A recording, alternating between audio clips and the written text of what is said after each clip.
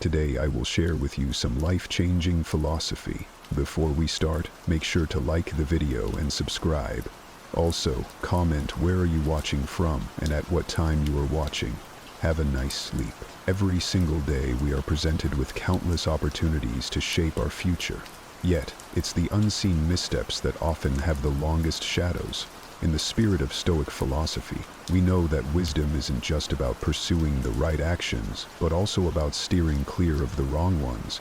Today, we're going to explore 10 critical mistakes that can keep you from living the enlightened, purposeful life that Stoicism teaches us to aspire toward. If you appreciate diving deep into these transformative insights, do me a quick favor and hit that subscribe button. It helps us continue to bring valuable lessons like these directly to you. Also, make sure to watch through to the end of this video because each point we discuss builds on the previous one, painting a full picture of how you can avoid these life-altering pitfalls. Let's get started and navigate these waters together, learning how to avoid common mistakes with the guidance of ancient wisdom. So often we walk through life with a silent companion named doubt. It whispers in our ears, questioning if we really deserve the dreams we yearn to reach, the happiness we seek, or even the respect we crave from others. It's a trap, one that not only diminishes our self-esteem, but directly conflicts with the empowering teachings of Stoicism. Philosophized implore us to recognize and assert our inherent value, urging us to embrace the notion that we are deserving of the good that comes our way, contrary to what our doubts might suggest. I remember sitting across from my mentor years ago in a coffee shop that buzzed with the quiet hum of mid-morning chatter. He noticed the way my eyes dodged his when I talked about my ambition. "Why do you sell yourself short?" he asked. It took me a moment to formulate an answer because, honestly, I hadn't realized I was doing it. But in that question lay a pivotal Stoic lesson. If you don't know your worth, you will always accept less than you deserve, and often less than you are capable of achieving. Think about it. How many times have you settled for something less than what you truly deserved? Maybe you thought it was all you could get, or perhaps you believed that aiming high was unrealistic. Here's where Stoicism steps in, clearing the fog made by our insecurities. Marcus Aurelius once said, "You have power over your mind, not outside events. Realize this, and you will find strength." It's a call to internalize your true worth and to act in accordance with it. This doesn't mean arrogance or entitlement, but recognizing that settling for less is an injustice to the capabilities you inherently possess. Reflect on this for a moment. Every time you set the bar low, you're not only robbing yourself of a potential victory, but also denying the world the chance to witness your full potential. It's about time we break this cycle. Embrace your worth, demand what you deserve, and watch as doors begin to open, not just because you're knocking louder, but because you've finally chosen to believe in the power of your own knock. Fear, that old familiar shadow lurking in every decision, every leap towards something new or unknown. It's a powerful force, one that too often dictates our actions and leads us away from the very experiences that could foster our growth. Stoicism, with its profound wisdom, offers a different path, one where fear is observed, understood, and ultimately mastered. I can still vividly recall standing at the edge of what would be my first major public speaking event. The audience was a blur, the lights a harsh glare on the podium where I was to stand. My heart raced, not with excitement, but with the terror of potential humiliation. What if I fail? What if my voice cracks? What if my mind goes blank? These fears were almost enough to make me turn and flee. But then, a line from Seneca came to me, almost as if whispered in my ear. "We suffer more often in imagination than in reality." That was the moment of clarity. I realized that the fear was a natural reaction, but also a deceptive guide. It was trying to protect me from a perceived threat, not a real one.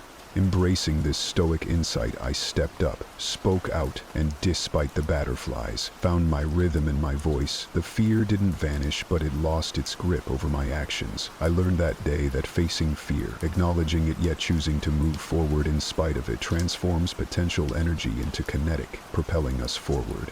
This isn't just about speaking in public. It's about all those moments when fear whispers that you can't, or you shouldn't, or it's not worth the risk. Whether it's changing careers, ending a toxic relationship, or taking a chance on a new venture, fear often paints a picture of the worst-case scenario. Remember, he who fears death will never do anything worth living for, as Seneca so aptly put it. So how do we apply this Stoic practice to our everyday lives? It starts with recognizing that fear is but a perception, not a reality. It's about questioning the validity of what fear tells us. By confronting these fears with logic and reason, we begin to dismantle their power over us. We can then make decisions not out of fear, but out of courage and wisdom. There's a subtle thief among us, one that robs us of our contentment and destroys our sense of self-worth. The habit of constant comparison. It's like walking through life with a mirror held up to everyone else, only to use their reflections to judge our own image. But what we often forget is that these comparisons can never be fair or complete, as we are only seeing a fraction of someone else's story.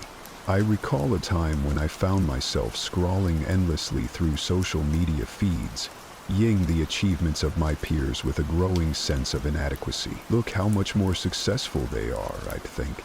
My own accomplishments shrinking in the shadow of others' curated headlines. It was a relentless cycle of measure and despair, until I turned to the teachings of Stoicism for solace. Marcus Aurelius, a beacon of wisdom, reminded me, very little is needed to make a happy life. It is all within yourself, in your way of thinking. This profound realization shifted my perspective. Why should the success of others be the yardstick by which I measure my own worth? Stoicism teaches us to focus inward, to cultivate our virtues, and to control our reactions to external circumstances. The only person you should compare yourself to is the person you were yesterday. Are you kinder, more disciplined, more forgiving? These are the comprehensive truths that truly matter, the ones that spur personal growth and general happiness. Let's break away from this cycle of comparison by fostering a mindset of self-improvement rather than competitive. Each of us is on a unique journey, equipped with different strengths and facing different challenges. When we shift our focus from competing with others to surpassing our own previous limitations, life becomes a more rewarding race against ourselves, not against others.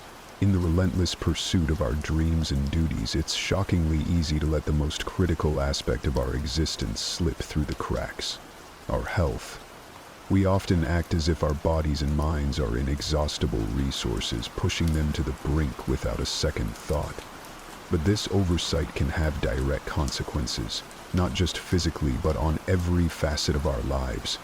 I once met a man, a high-functioning executive with ambitions that stretched to the sky. His schedule was packed from dawn till dusk, chasing deal after deal, success upon success. Yet one day, amidst a crucial meeting, his body halted to a stop, a severe heart attack.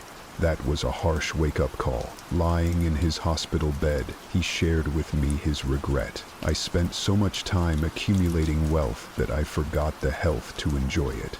His story isn't unique, but it's a potent reminder of a simple yet neglected truth. Without health, nothing else matters. Stoicism teaches us about moderation and self-control, and it's a philosophy that places great emphasis on physical endurance and mental resilience. Heather, it also stresses the importance of taking care of ourselves. Marcus Aurelius wrote extensively about self-care as a duty, not only to ourselves, but to society. He believed that maintaining one's health is essential to performing one's duties. Neglecting your health in the quest for success is like building a house on a shaky foundation. It doesn't matter how beautifully it's designed or how robustly it's structured. it will eventually crumble. Therefore, it's vital to maintain the equilibrium between striving for your goals and keeping your health in check. Eat well, sleep enough, exercise regularly, and don't forget to mentally decompress. Remember, your body and mind are not separate from your aspirations. They are the very vehicles that will carry you there. Carrying the weight of past hurts is like ledging around a backpack filled with stones. It's heavy, it slows us down, and it serves no purpose on our journey forward. We've all been there, clutching onto grievances and wrongs that have been done to us, often feeling justified in our resentment. But what are we truly holding on to? A moment that's long past and a pain that only poisons our present. I once knew someone who seemed to carry the world on his shoulders. He was a close friend who had been wronged in a business deal many years ago. The betrayal consumed him. It tainted every new relationship and opportunity with suspicion and bitterness. One evening, as we talked under the starlit sky, I reminded him of a powerful Stoic principle shared by Epictetus. It's not what happens to you, but how you react to it that matters. I watched the realization dawn on him that his holding on to this grudge didn't punish those who wronged him, but imprisoned him instead. Letting go of grudges doesn't mean forgetting the hurt or excusing those who caused it. Rather, it's about cleaning our hearts of the bitterness that dims our light and dampens our spirit. Forgiveness is a gift you give to yourself, a release from the past's hold, enabling you to move forward with a lighter, freer heart. Stoicism isn't about suppressing emotions, it's about managing them constructively, recognizing that our inner peace is far more valuable than clinging to past grievances. Think about the energy and peace we could reclaim if we chose to let go of old wounds and forgive, not for the sake of those who have wronged us, but for our well-being. It's not a simple task, nor is it one that we master overnight, but it's a vital step toward reclaiming our happiness and our lives. In the grand theater of life, we often play many roles: friend, colleague, leader, caregiver. Yet one crucial role we tend to overlook is being the architect of our own development. Investing in yourself is not a luxury.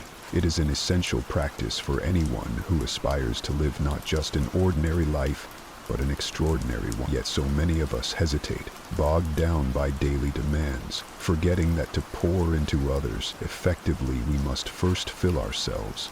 I remember meeting a woman at a conference, a seasoned professional, admired by her peers for her skills and dedication. Heavily, in a quieter moment, she confided in me her sense of stagnation, feeling as if the world was speeding by while she stood still. "When was the last time you learned something new just for yourself?" I asked her. Her pause spoke volumes. It had been years since she invested in learning new skills or broadening her knowledge. Inspired by Seneca's "Remember that as long as you live, keep learning how to live," she decided to make a change. She enrolled in a course that reignited her passion for her field and opened new doors for growth and opportunities. Investing in yourself is a broad and powerful endeavor. It goes beyond academic learning. It involves nourishing your mind, body, and spirit. It means stepping out of your comfort zone, challenging your preconceptions, and embracing lifelong learning. Whether it's picking up a new book, exploring a hobby, or taking a course, each act of investment translates into deeper self-respect, self-awareness, and enriched character. Take a moment to consider, when you neglect your personal growth, you are not just stalling your career or personal aspirations, you are denying yourself the fulfillment of your highest potential. Investing in yourself is also a profound declaration of your worth. It says to the world, and more importantly to yourself, that you value your life's journey and your capacity to influence it. So let this be a call to action. Reflect on the areas of your life where you've perhaps allowed complacency to settle in. What could you learn? What skill could you master? How could you grow? The answers to these questions are the keys to not just advancing your career or personal life, but to cultivating a rich inner world. There is a simple truth about life that many learn too late. The people around you shape you more than you realize. The play you keep influences your thoughts, your habits, and ultimately your destiny. Stoicism teaches us that we must be vigilant about who we allow into our inner circle, for the energy of those we surround ourselves with will inevitably seep into our own lives. Yet, too often we cling to relationships that drain us, friendships that keep us stagnant, and social circles that push us away from the person we aspire to be. I remember a close friend from years ago, ambitious, talented, full of potential, but his downfall wasn't his lack of discipline or intelligence. It was the people he surrounded himself with. He spent his days with individuals who mocked ambition, who saw effort as unnecessary, and who lived as though every day was meant for indulgence and nothing else.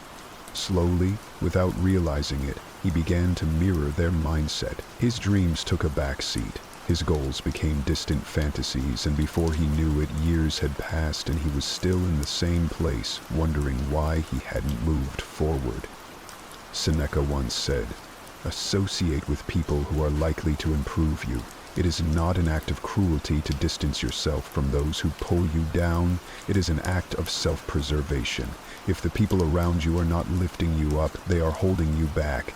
And the hard truth is, you cannot grow in an environment that constantly keeps you small."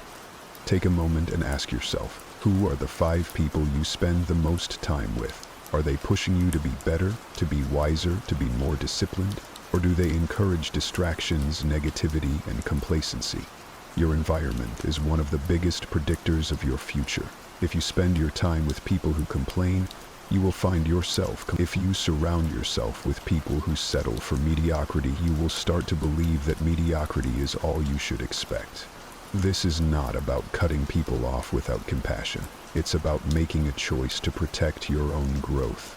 Some relationships naturally fade, while others need to be intentionally refined.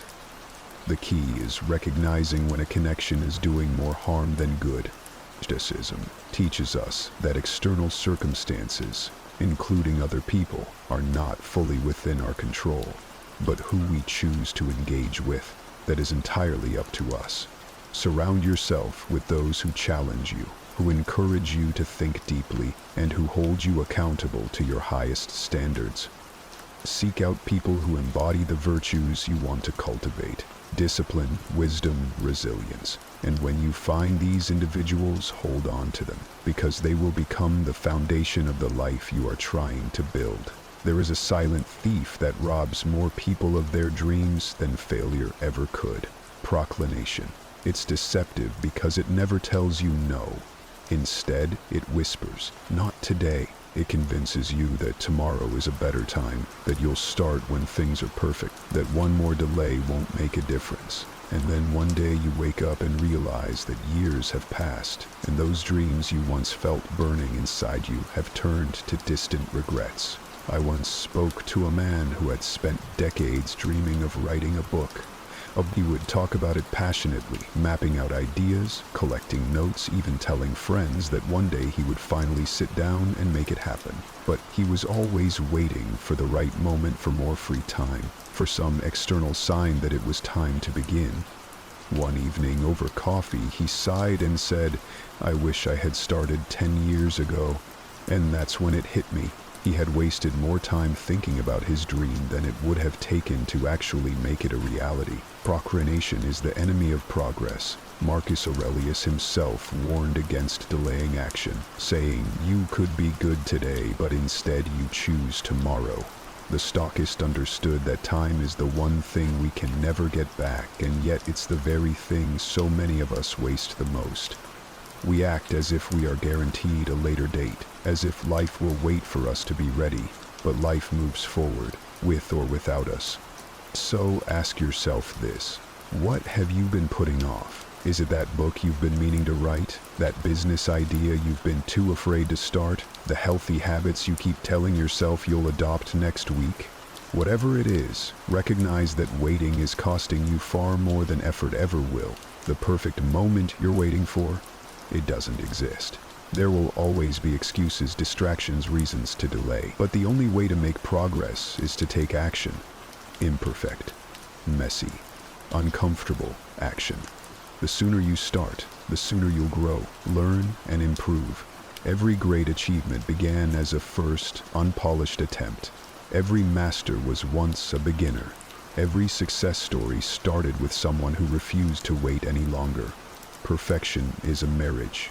It shimmers in the distance, promising greatness, yet every time you think you're close enough to reach out and grasp it, it moves further away. How many people have wasted years, even lifetimes, chasing something that doesn't exist? They tell themselves they'll start when everything is just right, when every detail is failure. And so, they wait, and life passes them by.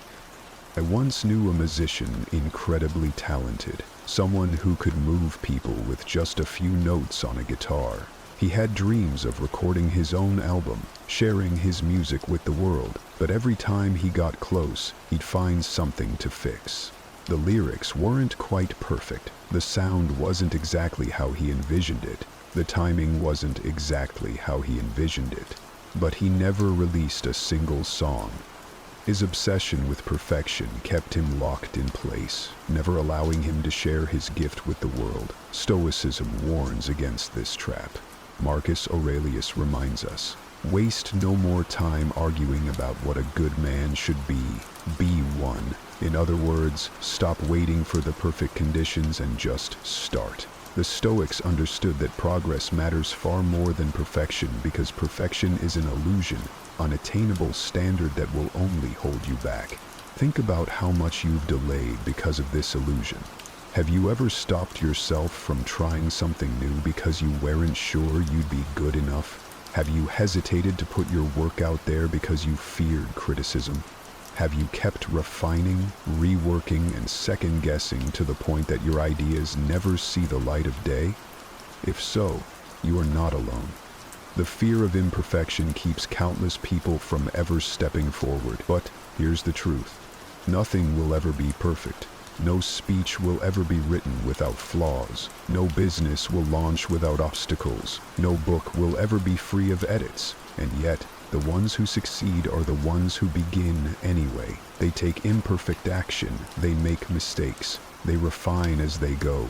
The greatest achievers in history did not wait for perfection. They built, they adjusted, they improved over time. So, stop chasing something that doesn't exist. Instead, chase progress. Do the work, put it out into the world, and let yourself learn through experience. The first version of anything will never be your best, but if you don't start, you'll never get to the version that could be.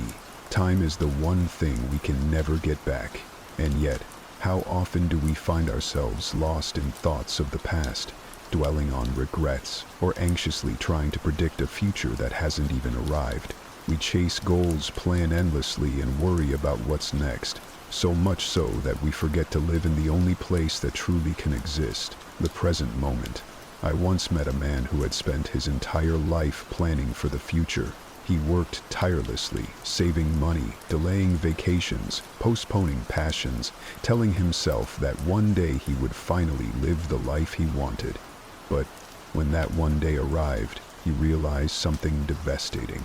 He had spent so much time preparing for life that he had forgotten to actually live it. The years had slipped through his fingers, and all that was left were memories of days spent waiting for something better. The Stoics understood this mistake completely. Marcus Aurelius in Meditations reminds us, do not dwell on the past, do not dream of the future, but concentrate the mind on the present moment. The past is unchangeable, the future uncertain. So why do we waste so much energy living anywhere but here? Life isn't something that will happen later. It's happening now. Think about it. How many moments have you rushed through just to get to the next thing? How often have you been so fused on your next goal, your next milestone, your next achievement that you failed to appreciate what's right in front of you? How many times have you been with loved ones, physically present but mentally elsewhere, caught up in worries or distractions? We convince ourselves that happiness is somewhere in the distance, just beyond the next success, the next relationship, the next accomplishment. But when we get there, the finish line moves. We tell ourselves that we'll slow down once things settle, that we will enjoy life once we've figured it all out. But life doesn't wait. The present moment is all we are ever truly given. So how do we stop, lost sight of it? By practicing awareness, by reminding ourselves daily that this moment is the only one that truly belongs to us, by training our minds, as the Stoics did, to let go of what we cannot control, the past and the future, and instead fully engage with what is happening now. Did you know that the majority of walk through life feeling like we're not in control of our destiny? It's a common experience, feeling like you're being pushed along by circumstances, by other people's expectations, or even by your own fears and doubts. But here's a powerful thought from Stoic philosophy that might just change the way you see everything. You have power over your mind, not outside solemnity. Realize this and you will find strength. It's Marcus Aurelius reminding us that true power comes from within. Today, we're diving deep into the 6 rules to win in life, inspired by the resilience and wisdom of Stoic philosophy. These aren't just tips, they are transformational ways of thinking that can lead you to a life of real achievement and emotional strength. If you find value in what we're discussing here, do me a simple, free favor. Hit that subscribe button. It helps more than you might think. And stick with me, because each rule we're going to explore could be the key to unlocking a new chapter in your life. Whether you're looking for a complete turnaround or just a few tweaks to better align with your core values, today's episode is laid for you. Let's explore these ancient truths that continue to resonate so powerfully in our modern lives.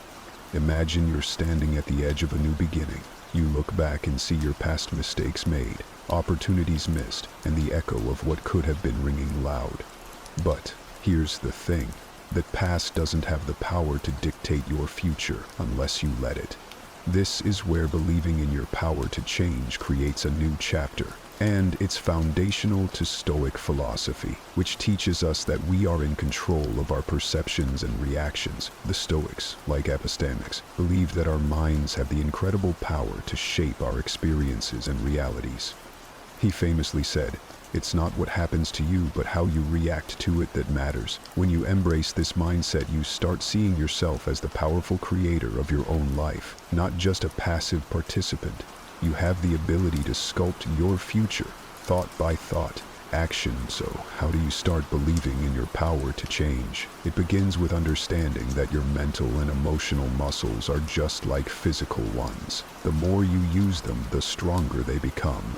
Every moment you choose patience over frustration, positivity over negativity, action over procrastination, you are exercising those muscles. It's about making small, consistent choices that steer your life in a direction aligned with your deepest values.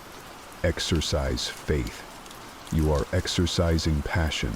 You are exercising faith. You believing in your power to change also means stepping out of your comfort zone. The Stoics weren't about living a life of comfort. They were about living a life of moral virtue and personal accelerance. They challenged themselves to grow from every situation, especially the challenging ones. Marcus Aurelius viewed obstacles as opportunities. To him, what stood in the way became the way. When you start viewing your challenges through this lens, every obstacle becomes a stepping stone towards personal growth and resilience. Moreover, cultivating this belief requires you to look critically at the narratives you tell yourself. Are they narratives of empowerment or self-doubt? Start rewriting those stories.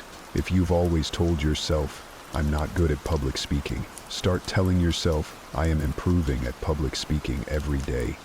Words have power, and by changing your words, you begin to change your reality.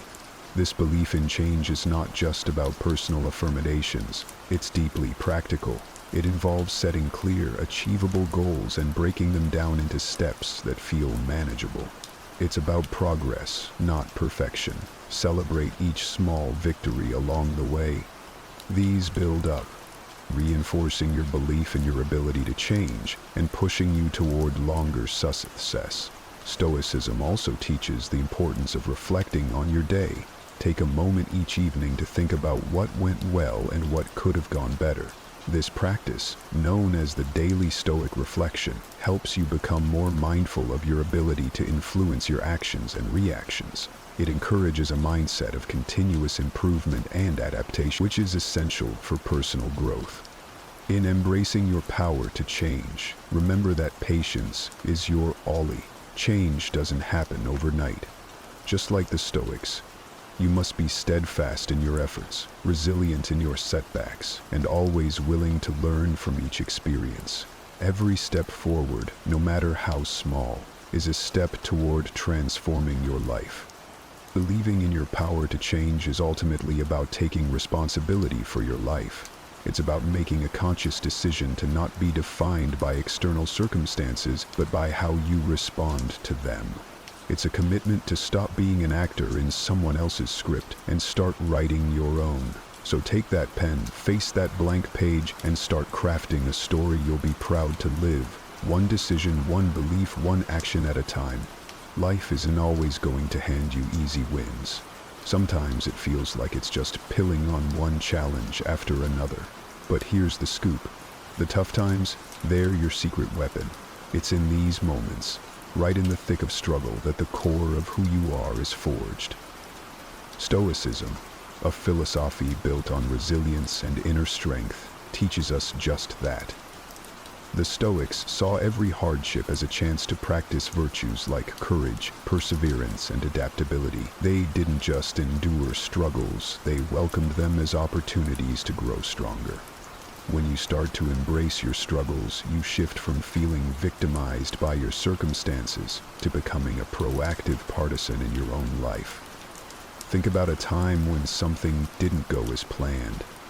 Maybe you lost a job, endured a tough breakup, or faced a health scare. Initially, it might have felt like the world was caving in, but upon reflection, you lately found that you gained something invaluable from each experience.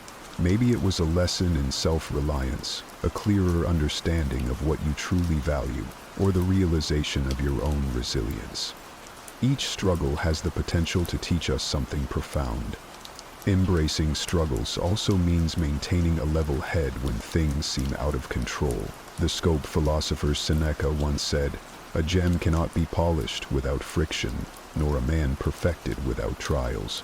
Just like a diamond emerging brilliant and strong from pressure, our characters are shaped and perfected through the challenges we face.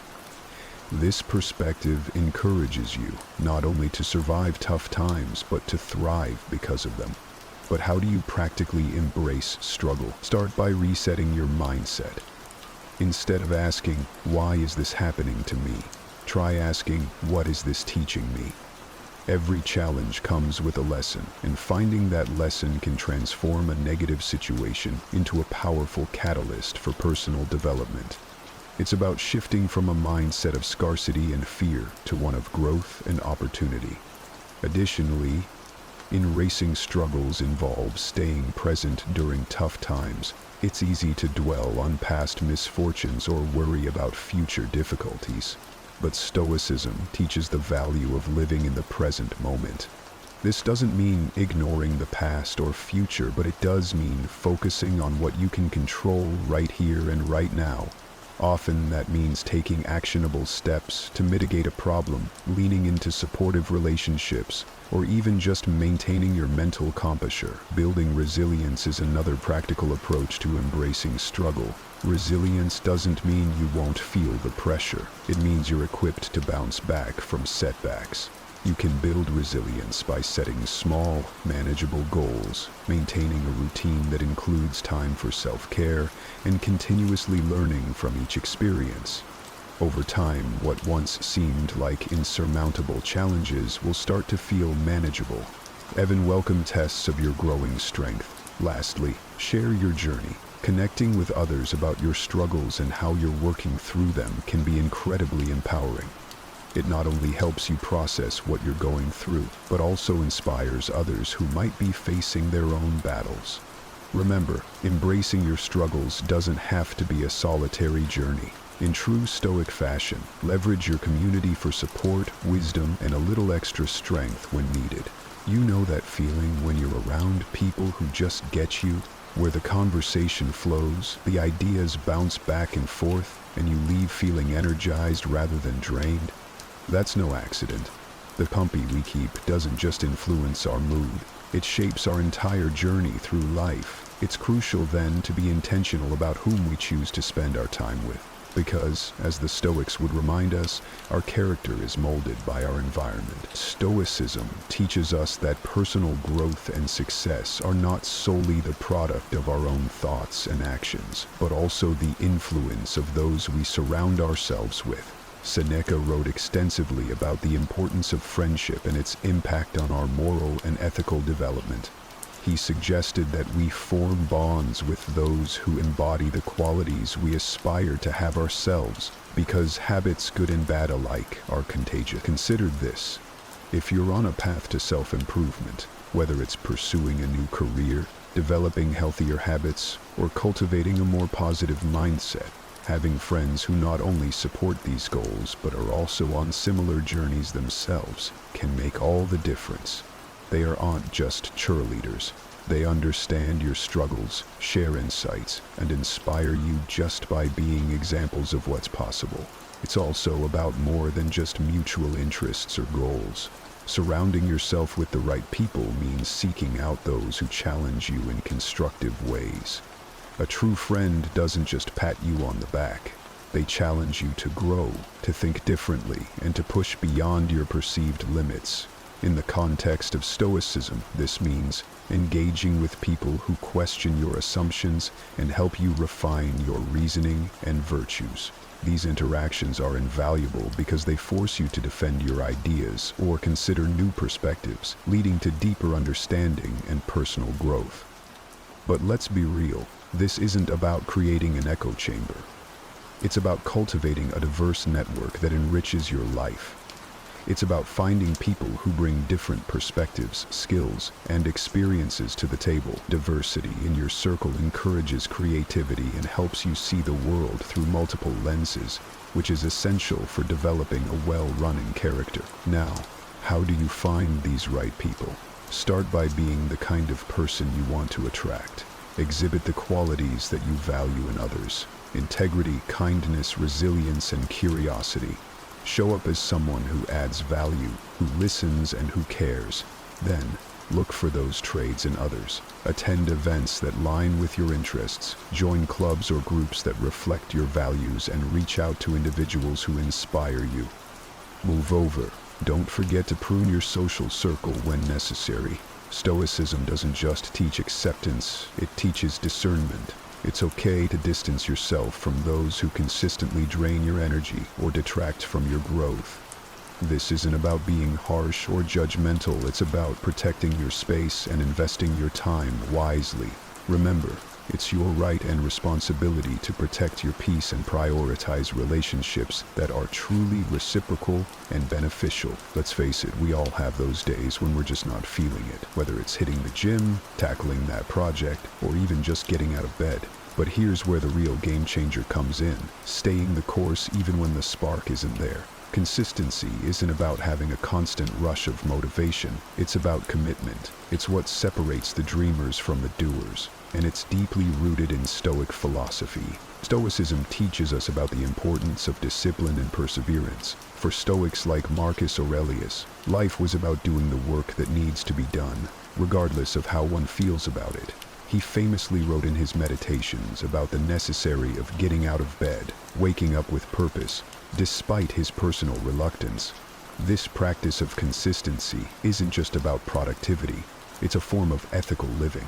By staying committed to our goals, we line our actions with our values, creating a harmonious and meaningful life. So, How do we cultivate this kind of consistency? First, it begins with setting clear intentions. Know what you want to achieve and why it's important to you. This clarity will be your anchor on days when motivation wanes. Once your goals are set, break them down into manageable tasks. The idea is to create a routine that supports your ambitions, turning productive actions into daily habits. Over time, these habits build on each other, compounding into significant progress. It's also crucial to develop a mindset that embraces the mundane aspects of any journey. Stoicism doesn't glamorize the path to success. Instead, it allows us that much of life is about handling the ordinary with grace and commitment. Every small, consistent action is a building block for longer achievements. Whether it's writing a single page each day, practicing a musical instrument, or dedicating regular time to study, these aren't just tasks, they are stepping stones to mastery. Embracing the philosophy of amor fati, a love of fate, is another Stoic principle that can enhance your ability to stay consistent. This concept teaches us to love everything that happens, including the challenges and the seemingly repetitive or boring tasks. By learning to love the process, not just the outcomes, we find value in the persistence itself. This shift in perspective can transform our approach to daily tasks, turning them from chores into choices that define us. Of course, staying consistent is easier said than done. It requires you to keep pushing even when you see no immediate results. It's like planting a tree. You water it daily, not because you expect it to bear fruit overnight, but because you know that each drop contributes to its growth. Patience and persistence are key, and when you falter, as we all do, it's important to be kind to yourself. Reflect on what led to the lapse and how you can prevent it in the future. But don't dwell. Each day offers a new start, a fresh opportunity to reaffirm your commitment. Finally, accountability can play a significant role in maintaining consistency. Share your goals with a friend, join a group with similar interests, or keep a progress journal. These tools not only keep you accountable, but also provide support and encouragement along the way. Ever noticed how some of the best stories start with a stumble? Think about it, every hero faces their share of defeats before they save the day. It's not the setbacks that define them, but how they bounce back. That's not just a formula for good storytelling, it's a powerful lesson in life. Learning from failures isn't about glossing over them or pretending they don't sting. It's about mining them for insights and turning them into stepping stones. And this is where Stoic philosophy really shines, offering a timeless framework for turning adversity into advantage. Stoicism teaches us that every obstacle is an opportunity to practice some virtue: patience, courage, humility, resourcefulness. For Stoics like Epictetus, it was not the events themselves but our responses to them that mattered most. This perspective shifts how we view failures, from being endpoints to being part of the learning curve. Deaths are feedback, and feedback is the breakfast of champions. It tells you where the gaps are, what needs improvement, and how to refine your strategies. By embracing this mindset, you're not just recovering from a fall, you're preparing to leap. Think about the last time something didn't go according to plan in your life. Maybe a job interview went sideways, or a project you were passionate about didn't pan out. It's natural to feel a rush of disappointment, maybe even a bit of embarrassment. But once the dust settles, that's your moment to turn the spotlight on what went wrong. Dive deep. Were there warning signs you overlooked? Skills you might have underestimated the importance of? Mystics in communication? Each of these elements holds a clue, a lesson that's tailor-made to help you grow. But it's not just about dissecting what went wrong. It's also about appreciating what this failure teaches about resilience and adaptability. Marcus Aurelius often wrote about the impermanence of troubles and the resilience of the human spirit. He advised to meet challenges with dignity and to always be prepared to accept and adapt to our circumstances. When you learn from your failures, you're essentially training yourself to be more resilient. You're building a toolkit that equips you to handle future challenges with greater skill and confidence. Learning from failure also means learning to let go of fear. Often, it's not the failure itself that holds us back, but our fear of failing again. Here, too, Stoicism offers valuable advice. Focus on what's within your control. You can't change the past, but you can influence the future. You can decide how to react, what to learn, and what actions to take next. Instead of being paralyzed by fear, use it as fuel. Convert anxiety into action, and let your failures teach you how to be fearless. And remember, you're not in this alone. Share your experiences, the good and the bad. When you open up about your failures, you do two things. You normalize the learning process for everyone around you, and you allow others to learn from your experience as well. This not only strengthens your connections, but also builds a culture where failure is seen not as a source of shame, but as a common ground for growth. Life's like being in the driver's seat of a car on a vast, sprawling highway. You can stick to a familiar route, or you can turn off onto roads less traveled and explore new territories. The choice is yours, but remember, the journey doesn't stop unless you decide to pull over. Staying curious, hungry for knowledge, and open to change. These are the fuels that keep your engine running and your journey exciting. Embracing a mindset of constantly learning and self-improvement, which advocates for a life of constant learning and self-improvement. Stoicism isn't just about enduring life's challenges, it's about thriving through them by continuously adapting and growing. Consider the words of Seneca, who urged us to be a student always. He means staying in school forever. He means maintaining the mindset of a learner throughout your life. No matter your age, career, or stage in life, there's always something new to discover, and every experience offers a lesson to be learned. To never stop evolving means to make a conscious effort to push beyond your current boundaries. It's about setting new goals once old ones are met, and seeking challenges that stretch your abilities and force you to grow. It's also about reflecting on your personal and professional life regularly, identifying areas for improvement, and taking deliberate steps to address them. This kind of introspection and proactive change aligns closely with the Stoic practice of self-examination and discipline.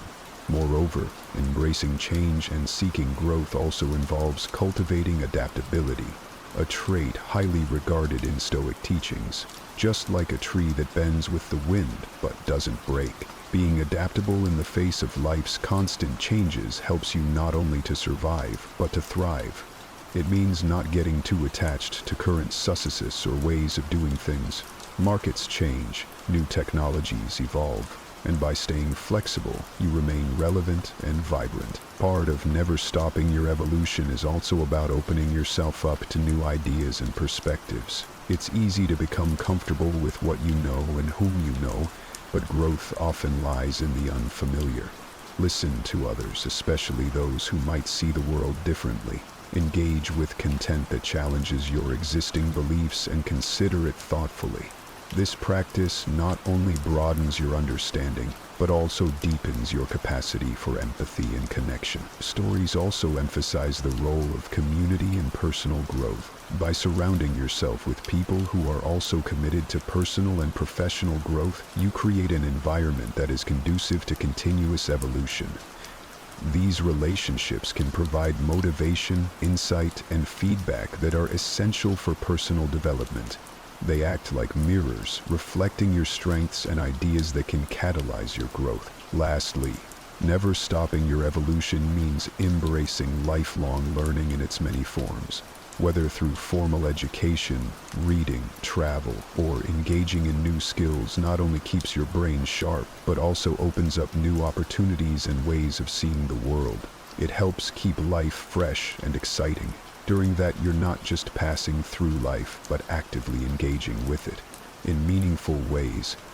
Life will test you. You will face setbacks, disappointments, and moments where you feel like everything is against you. That's a guarantee. But here's the real question. How do you respond? Do you let life break you, or do you use those challenges to become stronger, wiser, and more resilient? Mentally strong people don't crumble under pressure. They don't allow fear, doubt, or negativity to control them. Instead, they build a mindset that allows them to face anything with clarity, confidence, and inner peace. This isn't about pretending life is easy. It's about mastering yourself so that no matter what happens, you remain unshaken. The ancient Stoics understood this better than anyone. Marcus Aurelius, the most powerful man of his time, wrote to himself every day, reminding himself that life is unpredictable, that hardships are inevitable, but that his response was always within his control. He knew that true strength doesn't come from avoiding difficulties, but from training your mind to rise above them. And that's exactly what we're going to talk about today. The 6 habits that separate the mentally strong from everyone else. These aren't just theories, they're practical, battle-tested principles that you can start applying today to build an unshakable mindset. So stay with me until the very end, because every single point we're about to discuss is crucial. Don't skip around or you'll miss the key that could change everything for you. And if you appreciate what we're doing here, there's one simple free favor I'll ask. Hit that subscribe button. It takes a second, but it makes a huge difference in helping us keep bringing you valuable content. Now, let's dive in. Nothing in life stays the same. The seasons change, people come and go, and the world keeps moving, whether we're ready for it or not. Yet so many of us resist change as if clinging to what's familiar will somehow stop the inevitable. But let me ask you this. Has holding on ever made life easier, or has it only made transitions more painful? We fear change because it forces us out of our comfort zones. It disrupts our routines, shakes our sense of control, and makes us question where we're headed. But here's the truth. Change is not the enemy. The real danger lies in resisting it, because the more you fight against reality, the more suffering you create for yourself. The ancient Stoics understood this well. They didn't waste energy wishing things were different. Instead, they trained themselves to adapt, to see every shift in life as an opportunity rather than a threat. Marcus Aurelius, one of the greatest Stoic philosophers, ruled an empire during war, plague, and betrayal. He could have spent his days complaining, asking, "Why is this happening to me?" But instead, he reminded himself, the impediment to action advances action. What stands in the way becomes the way. In other words, the very obstacles we fear are often the path forward. If we learn to work with change instead of against it, we become stronger, wiser, and more capable of handling whatever life throws at us. Think about it. When has something unexpected forced you to grow? Maybe it was losing a job, ending a relationship, or moving to a new place. At first, it probably felt overwhelming, even painful, but looking back, didn't it also shape you into who you are today? The problem is, we only see the wisdom in change after we've survived it. But what if we could shift our mindset while we're going through it? What if instead of resisting, we asked ourselves, what is this teaching me? How can I use this to my advantage? The Stoics had a saying, amor fati, which means love your fate. Not just accept it, not just tolerate it, love it. Love the challenges, love the unexpected detours, love the things that push you to grow, even when they don't feel good in the moment. Because every change, no matter how difficult, is shaping you into someone stronger. And here's the key, mentally strong people lean into discomfort. They don't wait for perfect conditions to take action. They don't waste energy wishing things would go back to the way they were. They adapt. They adjust their sails to the winds of change instead of fighting the current, and in doing so, they remain steady no matter how stormy life gets. So, the next time change comes knocking, and it will, pause for a moment. Instead of reacting with fear, ask yourself, how can I use this? Because when you stop resisting change, you start mastering it. And that's the mindset that will carry you through anything. You've probably had moments where your emotions got the best of you, where anger led to an argument you later regretted, or fear held you back from taking an opportunity that could have changed your life. We've all been there. Emotions are powerful, and when left unchecked, they can control our actions, dictate our decisions, and even shape the course of our lives. But here's the thing. Mentally strong people don't let their emotions control them. They control their emotions. Now, that doesn't mean they suppress what they feel. Stoicism isn't about becoming an emotionless robot. It's about mastering your reactions. The Stoics understood that emotions in themselves aren't the problem. It's our response to them that determines whether they serve us or destroy us. Marcus Aurelius put it perfectly. You have power over your mind, not outside events. Realize this, and you will find strength. Think about the last time someone said something that irritated you. Maybe a rude comment, an unfair criticism, or even just someone cutting you off in traffic. What was your first instinct? To react immediately? To lash out? That's what most people do. But what if instead you paused for a second and asked yourself, is this worth my energy? Will this matter tomorrow? That small pause, that moment of awareness, is the difference between being ruled by your emotions and mastering them. Seneca, another great Stoic, advised that when anger rises, don't act on it right away. Give it time to settle. Because in the heat of the moment, we often make choices that we later regret. And isn't that true? How many times have we said or done something in an emotional state only to look back and wish we had handled it differently? The truth is, emotions are like the weather, unpredictable, constantly changing, and often beyond our control. But just like a sailor doesn't try to control the wind, we shouldn't try to suppress our emotions. Instead, we should learn to navigate them. A skilled sailor adjusts their sails, knowing that the storm will pass. And in the same way, mentally strong people acknowledge their emotions but refuse to let them steer the ship. Now, does this mean we should ignore how we feel? Not at all. The Stoics weren't about denying emotions, but rather understanding them. When fear shows up, ask, what is this fear trying to tell me? When sadness appears, ask, what lesson is hidden here? Emotions can be teachers if we learn to listen without letting them take over. And here's where it gets really powerful. Once you realize that you decide how to respond, nothing can shake you. Insults lose their sting. Failures become stepping stones. Unexpected events no longer throw you off balance because you understand that your power lies in your reaction, not in the event itself. So the next time you feel anger, fear, or frustration rising, pause. Take a deep breath. Remind yourself that you are in control. Your emotions do not define you, your actions do. And the stronger your ability to manage your emotions, the stronger you become in every aspect of life. Your time and energy are your most valuable resources, yet they're also the easiest to give away. Every day, people pull you in different directions. Work demands your attention. Friends ask for favors. Family needs your support. And social media constantly fights for a piece of your mind. Before you know it, you're exhausted, stretched thin, and left with nothing for yourself. But here's the truth. Mentally strong people don't let the world dictate where their energy goes. They set boundaries and protect their space like their life depends on it, because in many ways it does. The Stoics understood this well. They believed that our most precious asset isn't money or possessions, it's our inner peace.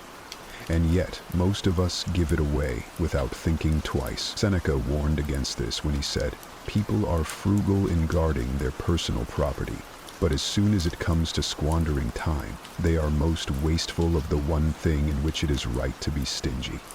Think about that for a moment. If someone tried to take money from your pocket, you'd resist. But when people take your time, your most irreplaceable asset, you give it away freely.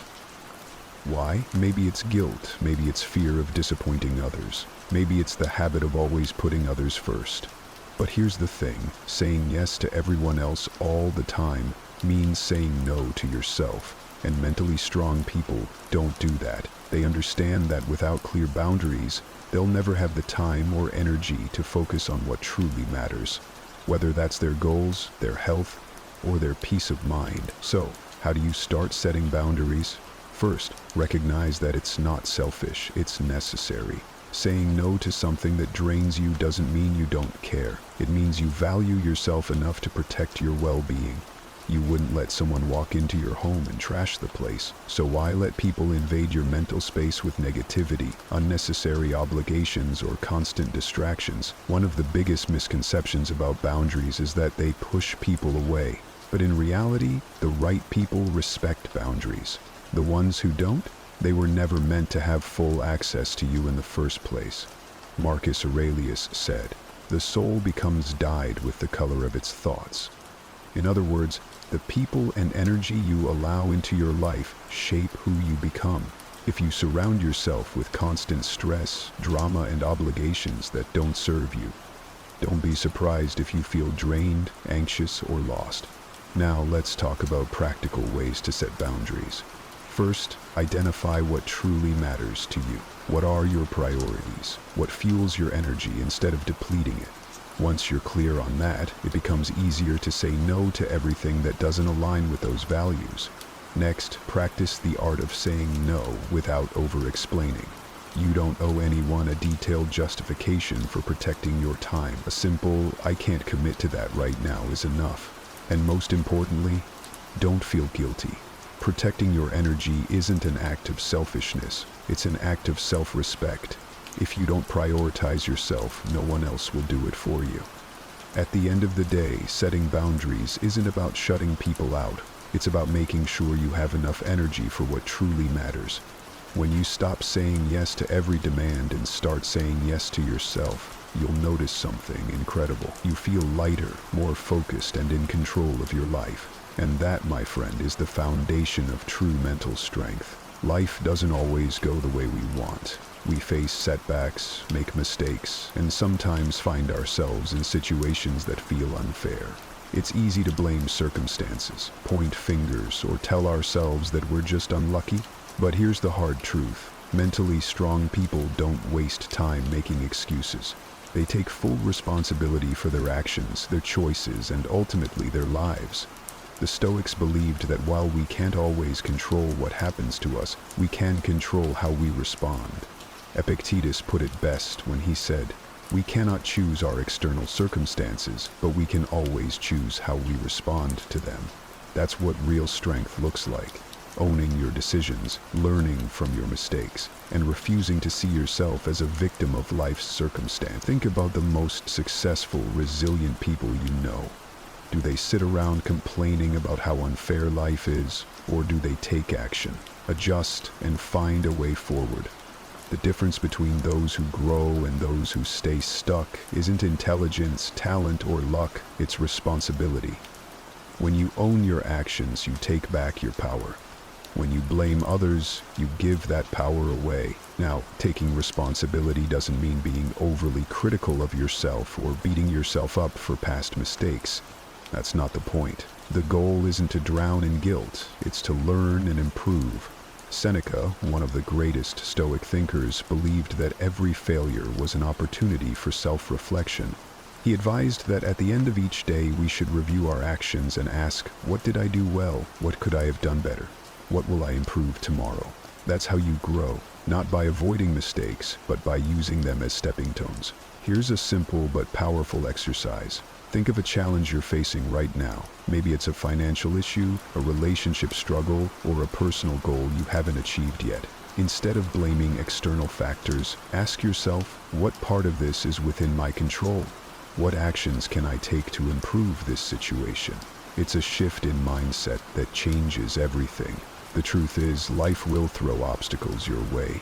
You'll face difficult people, unexpected problems, and moments where things feel unfair. But the strongest people, the ones who truly thrive, are the ones who don't waste energy complaining. They adapt. They take ownership. They look at every setback as a lesson, not a punishment. So the next time you catch yourself making an excuse, pause. Ask yourself, is this helping me or is it holding me back? Because at the end of the day, no one else is responsible for your success, your happiness, or your growth. That's on you. And once you fully embrace that truth, you become unstoppable. We are often our own worst critics. When we make a mistake, fall short of our goals, or struggle with something, the voice inside our head can be ruthless. Why did I mess up again? I should be doing better. I'll never get this right. If someone spoke to us the way we sometimes speak to ourselves, we wouldn't tolerate it. Yet, for some reason we allow that harsh inner dialogue to run unchecked. But here's the truth. Mentally strong people don't tear themselves down. They practiced self-compassion, not self-criticism. The Stoics had a deep understanding of human imperfection. They didn't expect themselves or anyone else to be flawless. Instead, they focused on progress, on learning, on growing, on improving. Marcus Aurelius in Meditations reminded himself, "When you arise in the morning, think of what a privilege it is to be alive, to think, to enjoy, to love." That's a powerful shift in perspective. Instead of dwelling on past mistakes, the Stoics encourage people to wake up each day with a renewed sense of purpose and self-acceptance. Think about this. When a friend makes a mistake, what do you say? You probably encourage them, remind them that they are human, and tell them to learn from it and move forward. Now, why don't we do the same for ourselves? Why do we hold ourselves to impossible standards, expecting perfection while accepting the flaws of others? Self-compassion isn't about making excuses. It's about treating yourself with the same kindness and understanding that you would offer a close friend. Let's be real. You will make mistakes. You will have days where you feel like you're failing, where nothing seems to go right. But beating yourself up over it doesn't make you better. It makes you hesitant, fearful, and doubtful of your own abilities. The Stoics believed that the mind is like a garden. What you plant is what grows. If you constantly feed it negative thoughts, don't be surprised when self-doubt takes over. But if you practice self-compassion, you create an environment where resilience, confidence, and self-respect can flourish. So, how do you start? First, pay attention to your inner dialogue. When you catch yourself in negative self-talk, stop. Ask yourself, would I say this to someone I care about? If the answer is no, then why say it to yourself? Second, learn from your mistakes instead of dwelling on them. Seneca wrote, "A gem cannot be polished without friction, nor a man perfected without trials." Every challenge, every failure is shaping you into a stronger version of yourself. Finally, remind yourself that growth takes time. You don't become wise overnight. You don't develop resilience in a day. Progress is slow, and that's okay. As long as you're moving forward, you're on the right path. The next time you feel tempted to criticize yourself, take a deep breath and reframe it. Instead of "I should have done better," try "I'm learning and improving." Instead of "I always mess up," try "This is a setback, not a defeat." That small shift in language makes a world of difference. At the end of the day, the strongest people aren't the ones who never fall. They're the ones who fall, get up, and keep moving without tearing themselves down in the process. That's the real power of self-compassion. There is no finish line when it comes to growth. The moment you think you know everything, the moment you believe you've reached your peak, that's when you start to decline. Life is always moving, always changing, and those who refuse to learn, adapt, and evolve will eventually find themselves stuck, watching as the world passes them by. But mentally strong people understand something crucial. Growth is a lifelong process. There is no point at which you arrive. You keep learning, keep improving, keep refining yourself until your very last breath. The Stoics embodied this mindset. Marcus Aurelius, despite being the most powerful man in the world, never saw himself as above learning. Every day he read, wrote, and reflected, reminding himself of his own limitations and the vastness of what he didn't know. He once wrote, "The mind adapts and converts to its own purposes the obstacle to our acting. The impediment to action advances action. What stands in the way becomes the way." In other words, challenges, failures, and even setbacks are all opportunities to grow. But you have to be willing to learn from them. Many people think learning stops after school or after they reach a certain level of success. But the truth is, your ability to keep growing determines how far you go in life. The moment you stop challenging yourself, stop seeking new knowledge, stop stepping outside your comfort zone, that's when you start to stagnate. And stagnation for a strong mind is worse than failure, because at least failure teaches you something. Stagnation just keeps you in the same place, year after year, wondering why nothing is changing. So, how do you make lifelong learning a habit? First, develop intellectual humility. Understand that no matter how much you know, there is always more to learn.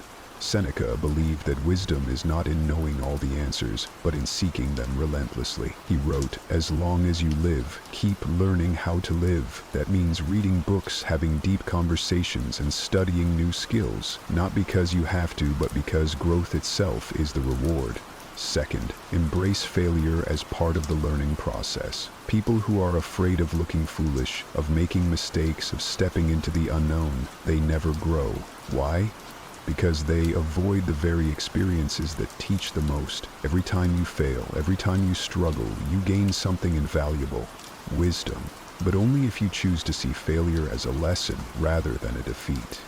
Third, challenge yourself to step outside your comfort zone regularly.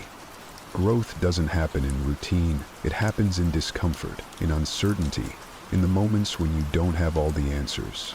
The Stoics believed that we should seek out difficult things, not because suffering is the goal, but because growth is. Epictetus taught that we should train our minds the way an athlete trains their body, through discipline, challenge, and continuous improvement. And finally, never let ego stop you from evolving.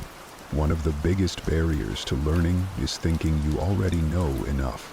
The wisest people never assume they have it all figured out. They ask questions. They listen more than they speak. They remain open to new perspectives, even if they challenge their existing beliefs. That's why truly strong people, mentally, emotionally, and intellectually, are always growing. At the end of the day, life rewards those who are willing to adapt. The world changes, industries evolve, people grow. If you refuse to evolve with it, you'll get left behind. But if you commit to lifelong learning, to challenging yourself, to staying curious and open, you'll never stop growing. And that, more than anything, is what keeps you strong. Life isn't about avoiding hardship. It's about becoming strong enough to face anything. The habits we've talked about today aren't just ideas. They're tools. Tools that can help you navigate challenges, master your emotions, and build the kind of mindset that nothing can break. But remember, knowledge alone isn't enough. You have to apply it every single day. So, as you move forward, ask yourself, am I embracing change or resisting it? Am I in control of my emotions or letting them control me? Am I protecting my time, taking responsibility, practicing self-compassion, and continuing to learn? Because this daily practice is what separates those who live with strength from those who crumble under life's weight. Imagine living in a world where your happiness isn't tethered to the affection you receive from others, where the longing glances, the missed calls, and the thinking of you messages don't define your emotional state. This is not a tale from ancient history, but a reality that you can live in today. Stoicism, an ancient philosophy that has survived the test of time, teaches us exactly that. It empowers us to find inner peace and happiness regardless of our external circumstances. But how does this relate to wanting someone to miss you? Well, in the realm of love and relationships, we often find ourselves craving the attention and affection of others, believing that this external validation is the key to our happiness. Yet Stoicism introduces a counterintuitive approach by focusing on self-improvement, fostering emotional independence, and appreciating the present moment without attachment. We inadvertently become more attractive, and ironically, more likely to be missed. In today's video, we dive deep into the Stoic way of living and loving. How, by embracing the principles of Stoicism, we can not only enrich our lives, but also transform our relationships in the most unexpected ways. Stay with me as we explore how to make them miss you, not by playing games or strategizing your every move, but by becoming a beacon of self-sufficiency and contentment. And as always, your support means the world to us. A simple yet impactful way you can help is by hitting that subscribe button. It's a small gesture that goes a long way. Please stay with us throughout the entire video, as every part has been carefully crafted to guide you toward a more fulfilling and stoic way of living. In our quest for happiness and fulfillment, it's incredibly easy to fall into the trap of seeking external validation. We often measure our worth by the reactions, opinions, and attention we receive from others, especially in the realm of personal relationships. But what if I told you there's a more empowering, enduring path to happiness? The Stoic path teaches us to focus on what's within our control, our thoughts, actions, and reactions, while accepting what we cannot control, which includes the feelings and behaviors of others. This doesn't mean becoming indifferent or emotionless. Rather, it's about recognizing that true contentment and self-worth come from within, not from someone else's approval or attention. Think about it. When we hinge our happiness on being missed or desired by someone, we give away our power. We become reactive to their actions or lack thereof, which can lead to a roller coaster of emotions. Stoicism, however, offers us the tools to step off this ride. By cultivating virtues such as wisdom, courage, justice, and moderation, we build a strong, resilient character that finds joy in self-growth and personal achievements. This doesn't mean we should isolate ourselves or stop caring about others. Stoicism doesn't advocate for emotional detachment, but for emotional resilience. It encourages us to form healthy, meaningful relationships based on mutual respect and understanding, not on neediness or dependency. Moreover, by prioritizing self-improvement, we naturally become more intriguing and attractive to others.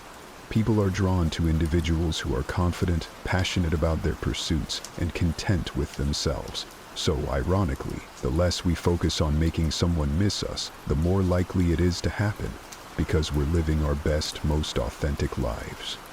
So, let's start shifting our focus from seeking validation to nurturing our inner world. Let's invest time in learning new skills, exploring new hobbies, and deepening our understanding of who we are and what we stand for. This journey of self-improvement is not only fulfilling in itself, but also makes us more admirable, and yes, missable, in the eyes of others. Remember, the goal of Stoicism is not to suppress our desires or deny our need for connection, but to remind us that our happiness and worth are not dependent on them. By anchoring ourselves in the principles of Stoicism, we can enjoy a life of peace, satisfaction, and true independence. So let's embrace the Stoic way, focusing on self-improvement and finding joy within ourselves, because that is where true happiness lies. At the heart of Stoicism is the understanding that our reactions to external events are within our control, even if the events themselves are not. This principle is incredibly empowering. It means that we hold the key to our emotional state, granting us a level of independence that's liberating. Emotional resilience, according to Stoicism, isn't about numbing ourselves to feelings or detaching from the world around us. Instead, it's about acknowledging our emotions, understanding them, and deciding not to let them dictate our actions. The Stoics believed in focusing on what we can control and letting go of what we can't. This isn't just a strategy for personal peace. It's a roadmap to emotional resilience. When we stop allowing external factors like the actions of others or societal pressures to influence our well-being, we cultivate a sense of independence that's both profound and practical. This independence doesn't mean isolation. On the contrary, it enables us to engage with the world from a place of strength and self-assurance. Consider the concept of emotional resilience in the context of relationships. Stoicism teaches us that while we can love and care for others, our happiness shouldn't hinge on their presence or approval. This perspective encourages us to build relationships on the foundation of mutual respect and genuine connection, rather than dependency or fear of loneliness. By fostering emotional resilience, we become capable of enjoying deep, meaningful relationships without losing ourselves in them. Furthermore, Stoicism's emphasis on living according to nature, accepting life's ebb and flow, reinforces our emotional resilience. It reminds us that change is the only constant, and that our ability to adapt to this change is a measure of our strength. This adaptability doesn't come from a place of passivity, but from active engagement with our values, goals, and the pursuit of virtue. So, how do we cultivate this independence and emotional resilience? It starts with self-awareness, regularly reflecting on our thoughts, emotions, and responses to life's challenges. It involves practicing gratitude, focusing on the present moment, and engaging in activities that align with our core values. And crucially, It requires us to challenge our perceptions, asking ourselves whether our emotional responses are based on current realities or outdated beliefs. In embracing Stoicism, we learn to navigate life's storms, not by seeking shelter in others, but by becoming our own lighthouse. This journey towards independence and emotional resilience is not a solitary one. It's enriched by the wisdom of those who walked this path before us. As we incorporate Stoic principles into our lives, we find that our capacity for joy, our strength in adversity, and our ability to maintain balanced relationships all grow exponentially. The Stoic philosophers like Seneca, Marcus Aurelius, and Epictetus often spoke about the importance of living a life aligned with one's own nature and the nature of the universe. This, at its core, is about recognizing what truly matters in life and dedicating ourselves to it. For the Stoics, meaning is found not in external successes or the accumulation of wealth and accolades, but in the cultivation of virtue, wisdom, and integrity. It's about contributing to the common good, engaging in community, and developing relationships based on respect and understanding. Creating a meaningful life, then, involves a deep dive into our inner selves, asking hard questions about who we are and what we stand for. It requires us to identify our values and to live by them, even when faced with challenges, or when it would be easier to simply go with the flow of societal expectations. Stoicism offers a compass in this introspection, urging us to consider not just our actions, but the intentions behind them. Are we acting out of virtue, or are we motivated by a desire for external validation? Moreover, Stoicism teaches us about the impermanence of external conditions and the importance of focusing on what remains within our control. This perspective is liberating. It frees us from the tyranny of trying to control the uncontrollable and directs our energies toward where we can truly make a difference, our own attitudes, choices, and responses to the world around us. In this way, creating a meaningful life is less about what we achieve and more about how we live and the mindset with which we approach our days. Embracing a Stoic approach to life also means accepting that suffering and setbacks are natural parts of the human experience. Instead of perceiving them as obstacles to our happiness, we can view them as opportunities for growth, resilience, and a deeper understanding of the complexities of life. This doesn't mean we seek out suffering, but rather that we find meaning in overcoming it, learning from it, and moving forward with a strengthened spirit and a more compassionate heart. In practice, creating a meaningful life involves small daily acts as much as it does grand gestures. It's found in the kindness we show to others, the integrity with which we conduct our work, and the passion we bring to our pursuits. It's in the moments we take to reflect on our place in the universe, to appreciate nature, to engage in acts of self-care, and to foster connections with others. These acts, grounded in Stoic principles, weave together to form a tapestry of a life well lived. Let's remember, the Stoic journey towards a meaningful life is not a solitary endeavor. It's a path we walk together, supporting each other through shared wisdom and experiences. By anchoring our lives in Stoicism, we equip ourselves with the tools not just to face life's challenges, but to thrive amidst them, finding joy, purpose, and meaning in every step of the journey. The Stoics recognized early on that much of our frustration, anxiety, and even despair stems from our insistence on controlling the uncontrollable. We often expend tremendous energy trying to shape circumstances, outcomes, and even other people to our will, only to find that much of it is beyond our reach. This realization isn't meant to dishearten us. Instead, it's intended to free us from self-imposed chains that bind us to unattainable expectations. Embracing Stoicism's guidance on relinquishing the desire for control doesn't mean we become passive observers of our own lives. Rather, it's about focusing our efforts on the arena where we can indeed make a difference, our internal world. It's in the realm of our perceptions, decisions, and reactions that we hold genuine sway. Here we can cultivate virtues like patience, understanding, and resilience.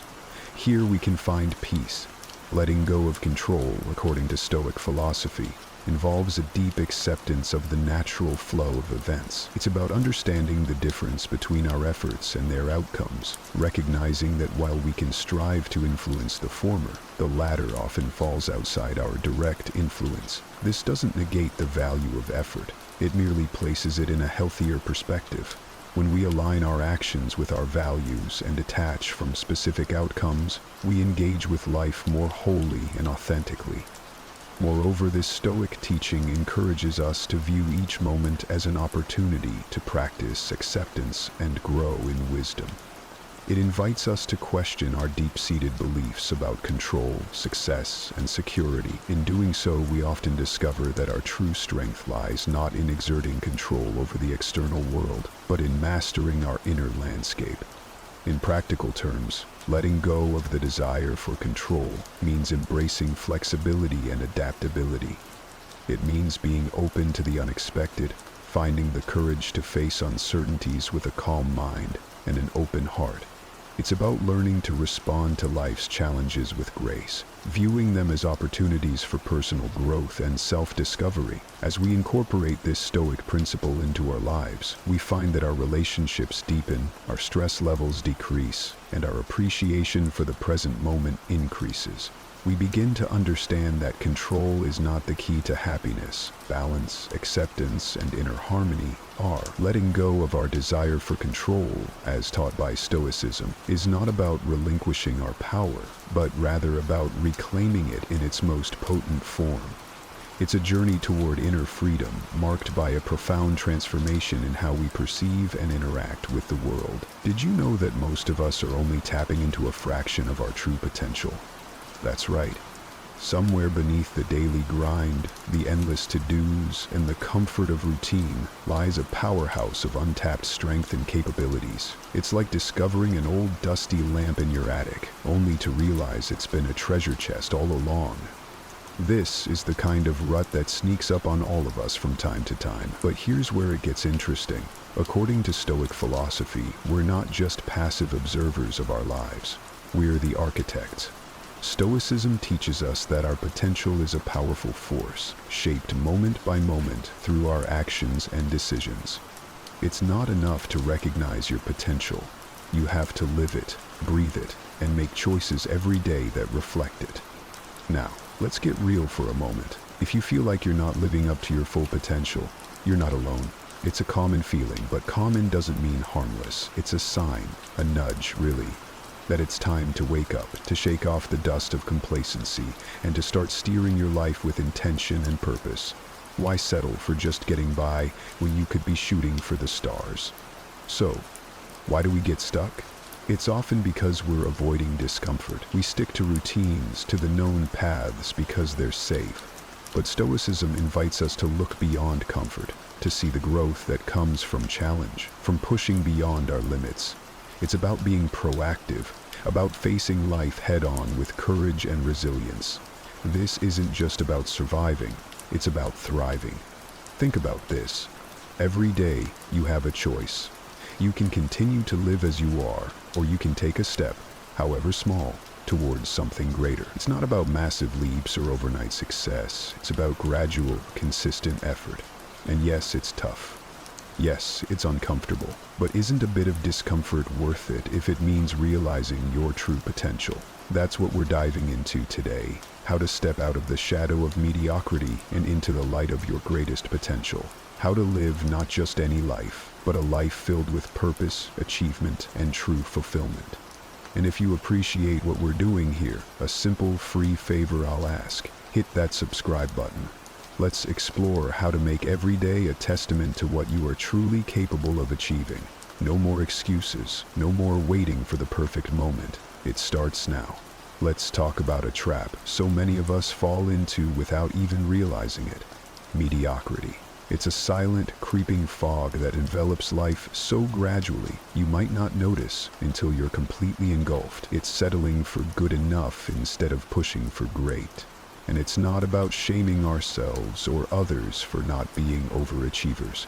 It's about recognizing when we're holding back from our true potential. You see, mediocrity isn't just about lack of achievement or settling into the lower tiers of your abilities. It's more insidious. It shows up in the excuses we make for why we can't move forward, in the procrastination of tasks that could lead to improvement, and in the comfort zone that keeps us from stepping into challenges. It's the, "I'll start Monday," or "I'm just not good at this." It's these small, seemingly benign thoughts and actions that cement a mediocre life.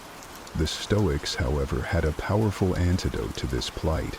They believed in living according to virtue and reason, striving to reach a state of moral and philosophical self-mastery that transcends the ordinary. For them, the pursuit of a virtuous life was the pursuit of the best version of oneself.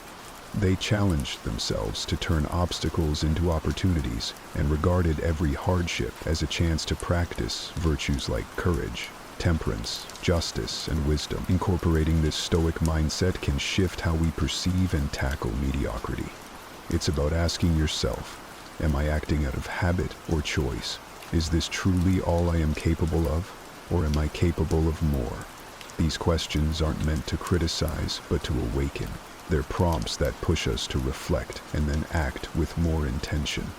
When we live stoically, we live deliberately. We make choices that are not just easy or convenient, but that are aligned with our greatest good and our most authentic selves. So, how do we break free from the rut of mediocrity? It starts with awareness. Acknowledge where you're accepting less than you deserve or could achieve. Maybe it's in your job, where you do the bare minimum because the passion has fizzled out, or in your relationships, where you hold back from deeper connection due to fear of vulnerability, or perhaps it's in your personal goals, which you've put on indefinite hold. Once you identify these areas, challenge them, not all at once, but little by little. Set goals that scare you a bit. Reach out to someone who inspires you. Take up a project that requires you to learn and grow. The key is consistent, incremental effort. And yes, there will be failures and setbacks. But remember, as the Stoics teach, it's not the events themselves that disturb us, but our judgments about them. Each setback is a chance to learn, to adjust, and to try again with a deeper understanding, strength, and resolve. And let's not forget about the company we keep. Just as mediocrity can be contagious, so too can ambition and growth. Surround yourself with people who challenge you, who encourage you, who help you to rise up. Community is a powerful catalyst for transformation. In a group where excellence is nurtured, you'll find it hard not to grow. We all have that voice inside our head, the one that whispers doubts and feeds on our fears. It's like a constant companion whose favorite hobby is talking us out of our dreams and aspirations. But here's the thing. That voice, your inner critic, doesn't have to dictate your life. It's time to take back control, to silence the doubts, and to transform the way you engage with yourself. The Stoics had a fascinating approach to dealing with the internal dialogue that holds us back. They taught that we should not be disturbed by our thoughts because they are not the truth of who we are. They are merely impressions that come and go. Instead, they encouraged us to question our initial reactions to things, to challenge the validity of those negative whispers, and to respond with reason and virtue. This is where the practice of prose, or attention, becomes vital. It involves being mindful of our thoughts and the judgments we make about them, ensuring they align with our true character and aspirations. And now, think about how often you've caught yourself saying, "I can't do this, I'm not good enough," or "I'm just not cut out for this."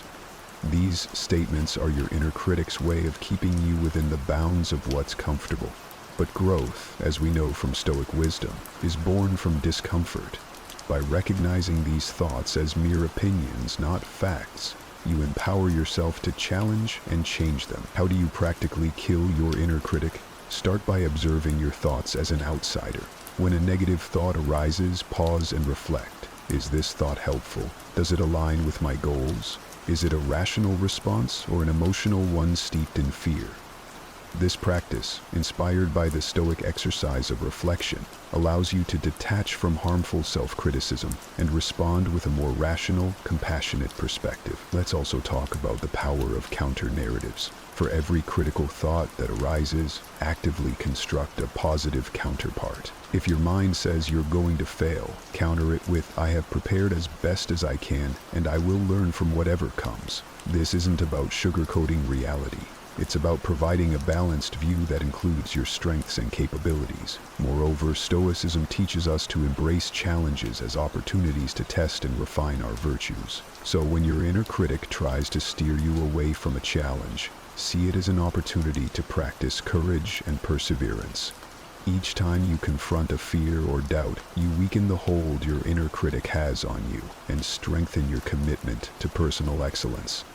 It's also helpful to cultivate an environment that reinforces your new mindset. Surround yourself with affirmations, whether they be quotes from your favorite Stoic philosophers, reminders of your past successes, or simple affirmations of your worth and capability. These serve as constant reminders of your path and help drown out the noise of your inner critic. Lastly, remember that silencing your inner critic is a journey, not a one-time event. It requires patience, persistence, and a lot of self-compassion. Mistakes will be made, and that's okay. What's important is that you keep moving forward. Keep challenging those negative thoughts, and keep aligning your actions with your true potential.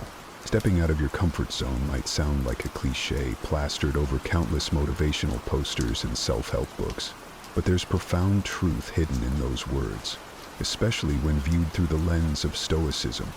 The Stoics weren't just philosophers, they were practitioners of life, and they believed deeply in the value of testing one's spirit against the friction of the world. It's in the struggle, they argued, that we find our true strength. Let's break down what this means in everyday terms. Discomfort isn't just about physical strain or emotional stress. It's about confronting the parts of life that you instinctively want to avoid. It could be as simple as waking up an hour earlier to meditate or exercise, or as challenging as speaking up in a meeting when you'd rather blend into the background. These moments of discomfort are actually opportunities, golden tickets to the kind of personal growth that creates lasting change. When you deliberately choose discomfort, you're doing something quite revolutionary. You're saying to yourself and the world that you're not content to remain stagnant. You're echoing the Stoic practice of voluntary discomfort, where you might choose to wear simpler clothes, eat simpler food, or expose yourself to the cold, not as a punishment, but as a way to remind yourself that you can handle less than optimal conditions, and thus you are stronger than you think. The beauty of embracing discomfort in this controlled way is that it prepares you for life's unpredictable challenges. Think about it. If you make it a habit to push your boundaries in small, everyday ways, you're building up a resilience that's akin to a muscle. Then, when life throws something truly difficult your way, a job loss, a tough diagnosis, a personal setback, you're better equipped to handle it. You're not easily knocked down because you've practiced standing up again and again. Moreover, Stoicism teaches that our character is shaped not by our thoughts alone, but by our repeated actions. Each time you choose to step into discomfort, you're sculpting a version of yourself that's a bit tougher, a bit braver, a bit wiser. And over time, these qualities accumulate, crafting a persona that not only survives challenges, but thrives through them. To start integrating this practice into your life, begin with something small. Identify one thing that you've been avoiding because it feels uncomfortable or challenging. Set a goal to tackle it this week. Maybe it's initiating a difficult conversation you've been putting off, or committing to a public speaking engagement despite your fear of crowds. Notice the resistance that comes up, the excuses, the justifications, and gently remind yourself of your ability to endure and adapt. As you do this, it's crucial to maintain a mindset of curiosity and non-judgment. Observe how you feel before, during, and after the experience. What did you learn? How did your perception of the challenge change? How did your perception of yourself change? These reflections are invaluable. as they help solidify the lessons learned from each experience of discomfort. Remember, embracing discomfort is not about tormenting yourself or seeking out pain for pain's sake. It's about expanding your boundaries, one small step at a time, in ways that enhance your life and deepen your character. It's about living in accordance with Stoic principles that value growth and resilience over comfort and ease.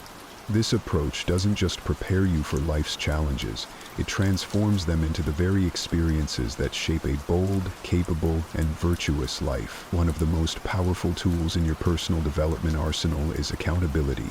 It's like having a workout buddy for your goals. You know the feeling. When someone else is counting on you, you're way less likely to hit snooze or skip out. But here's the twist.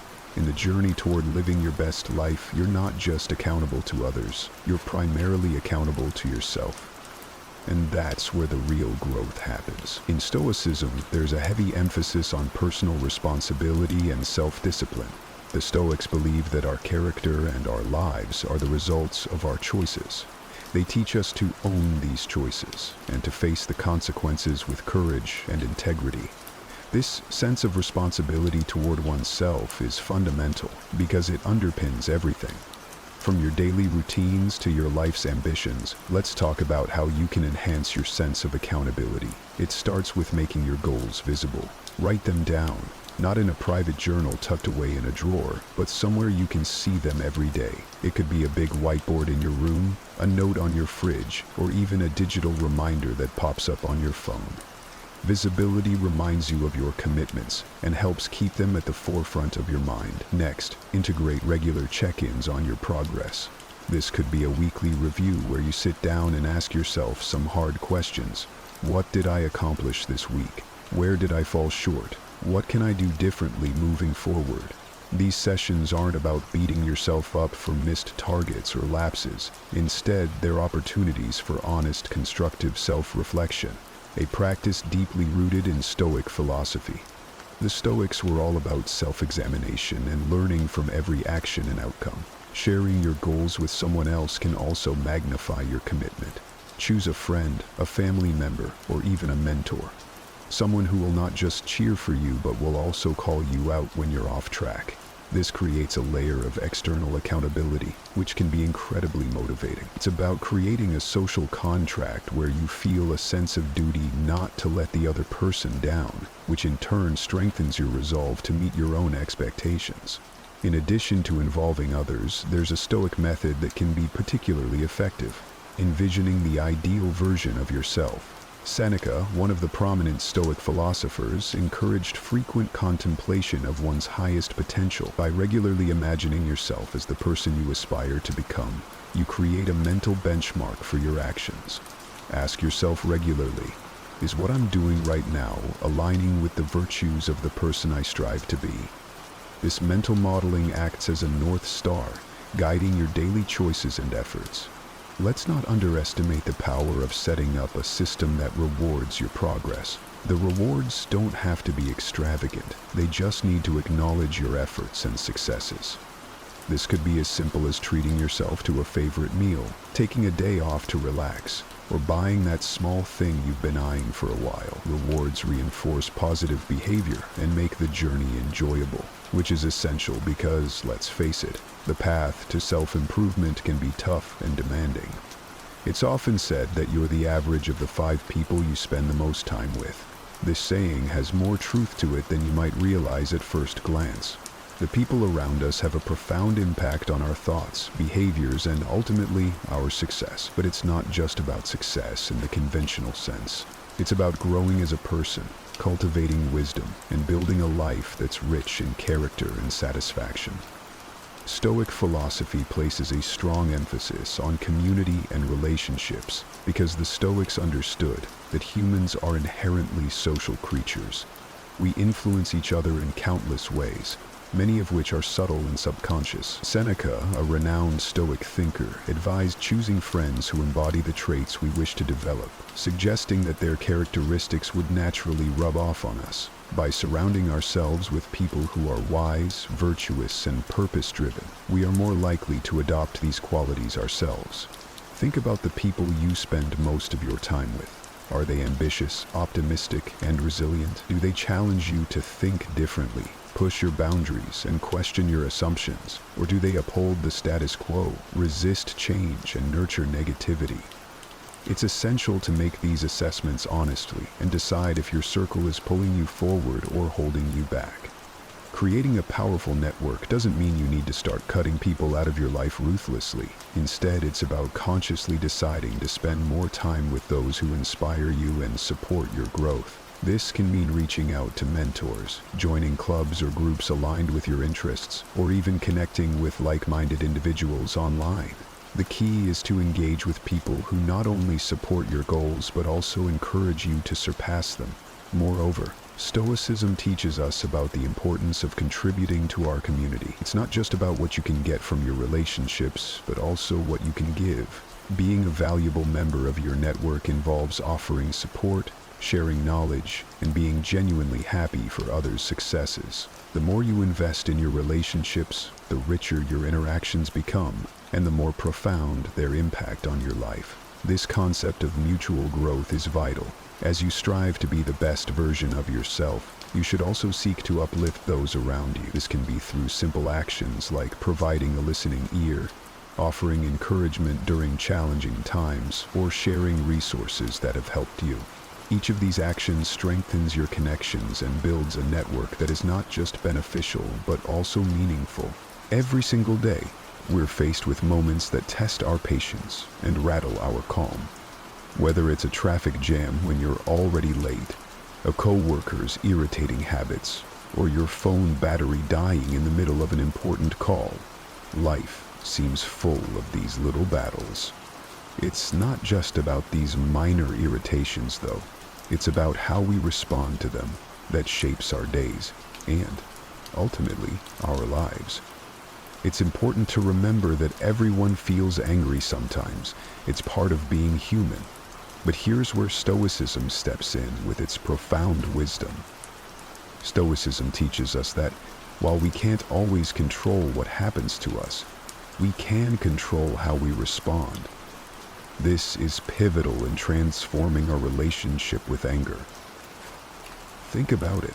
When something goes wrong or someone frustrates us, our first instinct might be to react with anger. But what if, instead, we paused and considered this reaction? Stoicism encourages us to see these moments as opportunities to practice virtues like patience, understanding, and resilience. By acknowledging anger as a natural emotion, we set the stage for learning how to handle it more effectively. The Stoic philosophers like Epictetus and Marcus Aurelius often discuss the concept of not being swayed by external events, but instead focusing on our internal responses. They believe that our emotions, including anger, come from our judgments about events, not the events themselves. So, when we feel angry, it's often because we're placing a particular value or judgment on what's happened. This understanding opens up a powerful opportunity for us. Each time we feel anger rising, we can ask ourselves, what judgment am I making about this situation? Is there another way to view it? This is not about suppressing or denying your anger. It's about understanding it. By getting to the root of what triggers our anger, we can start to change our responses. For instance, if you get cut off in traffic and feel the anger bubbling up, recognize this as a chance to examine why you react this way. Is it really the action of the other driver, or is it your belief that your route should be obstacle-free? Moreover, acknowledging anger helps us empathize with others who might also struggle with their emotions. This empathy can deepen our connections and improve our interactions. It's about compassion, both for ourselves and for others, as we navigate the complexities of human emotions. This idea is at the heart of Stoic philosophy and is incredibly liberating once you truly grasp it. Think about it. So much of our frustration and anger stems from situations or people we simply can't change, no matter how much we might want to. The Stoics, like the wise Marcus Aurelius, taught that the real power lies in recognizing the difference between what we can control and what we can't. You control your thoughts, your decisions, and your actions. That's it. Everything else is more or less out of your hands. Other people's actions, the weather, the past, and much of the future. But here's where it gets interesting. By focusing on our own reactions and attitudes, we reclaim a tremendous amount of power. Instead of wasting energy on the uncontrollable, we invest it in what we can actually influence. Let's make it practical. Say you're working on a group project and someone isn't pulling their weight. It's easy to get frustrated, right? You might even feel your temper rising, but ask yourself, what part of this situation can I actually control? You can't make your teammate work harder, but you can control how you respond to the challenge. Maybe it's a conversation about expectations, or perhaps it's reallocating work within the group. By shifting your focus like this, you not only reduce your own stress, but also open up more constructive ways to address the problem. Another aspect of this Stoic principle is accepting that some things are just beyond our control. This acceptance doesn't mean resignation. It means understanding where our power truly lies. It's about not letting external events dictate your peace of mind. For instance, if you're stuck in traffic and getting irritated because you're going to be late, pause and think, can I control the traffic? No. But what can you control? Your reaction. Maybe you turn on an audiobook or some calming music, or use the time to think through your day. The beauty of focusing on what you can control is that it gradually builds a stronger, more resilient mindset. Over time, you'll find yourself less shaken by life's ups and downs because you know where your responsibilities lie and where they don't. This isn't about suppressing your feelings, but about channeling your energies more productively. It's about being fully present in the moment, aware of where we are and what we're doing, without being overly reactive or overwhelmed by what's going on around us. This aligns beautifully with Stoic teachings, which emphasize awareness of our thoughts and actions, and maintaining control over our reactions to external circumstances. So why practice mindfulness? Because it helps us to pause between our experiences and our reactions to them. By becoming more mindful, we can choose responses that align with our values and goals instead of getting swept away by emotions. For example, when someone says something that upsets you, instead of immediately reacting or snapping back, mindfulness allows you to take a step back. You notice your emotional surge, but choose to observe it passively, without acting on it immediately. This space that mindfulness creates is not just calming, it's empowering. It gives you the chance to choose a response that you won't regret later. Let's talk about how to incorporate mindfulness into daily life, because it sounds great in theory, but it's in the practice that the real magic happens. One simple technique is to focus on your breathing. When you find yourself feeling anxious or angry, take a moment to concentrate on deep, slow breaths. This focus pulls your mind away from the triggers of stress or anger and brings you back to what you can control, your breath. Another practical method is what I like to call mindful observation. Choose an ordinary task or moment, like drinking a cup of coffee. Focus all your senses on this experience. Notice the aroma, the heat of the cup in your hands, the taste. This practice of engaging fully with the present moment can transform an ordinary experience into a richer, more textured moment. What's fascinating about this is that it trains your brain to apply the same level of awareness to more challenging situations. When anger or frustration arises, you'll be better equipped to handle it with the same focus and calm. Stoicism also teaches us about the impermanence of our experiences. Nothing lasts forever, not even our emotions. Mindfulness complements this by helping us to experience our feelings without judgment. Acknowledge that you're angry, recognize it, but also remind yourself that this anger is just a passing state. It's not who you are, and it doesn't control you, unless you let it.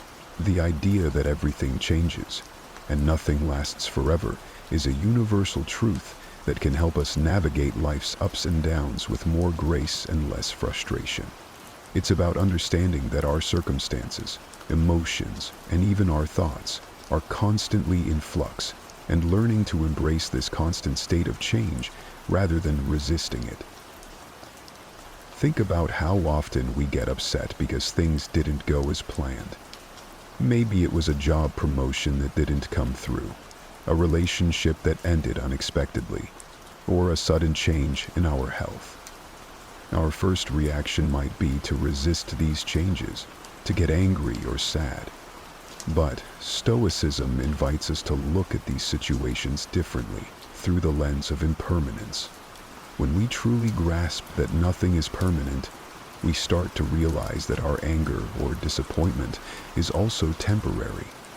This doesn't diminish the importance of our feelings, but gives us a more balanced perspective on them. Embracing impermanence allows us to live more in the present and worry less about the past and the future. If you know that everything is temporary, you begin to appreciate your experiences and the people around you more deeply. You don't take things for granted because you're aware that circumstances can change at any moment. This awareness can be incredibly freeing. It reduces the sting of negative events and enhances the joy of positive ones. Now, how do we practice accepting impermanence in daily life? Start by reflecting on the transient nature of your surroundings and experiences. For example, watch how the seasons change. Observe how your feelings shift throughout the day, or how your relationships evolve over time. These observations can be reminders that change is the only constant.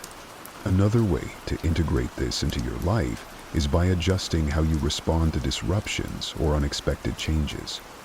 Instead of reacting with frustration when something doesn't go your way, take a moment to acknowledge that this change is part of a bigger flow of life. It's an opportunity to adapt and grow. Think about a time when something didn't work out as you had hoped, and then something better came along. Often, it's only in hindsight that we see how these changes were beneficial.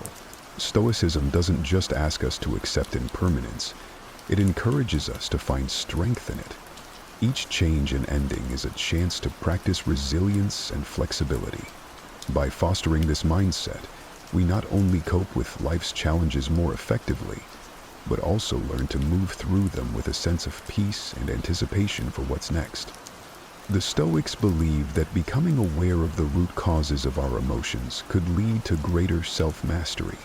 When we understand our emotions, we are better equipped to respond to life's challenges in ways that are aligned with our values and goals, rather than simply reacting out of habit or impulse. Every emotion we experience, whether it's anger, joy, sadness, or fear, is triggered by our perception.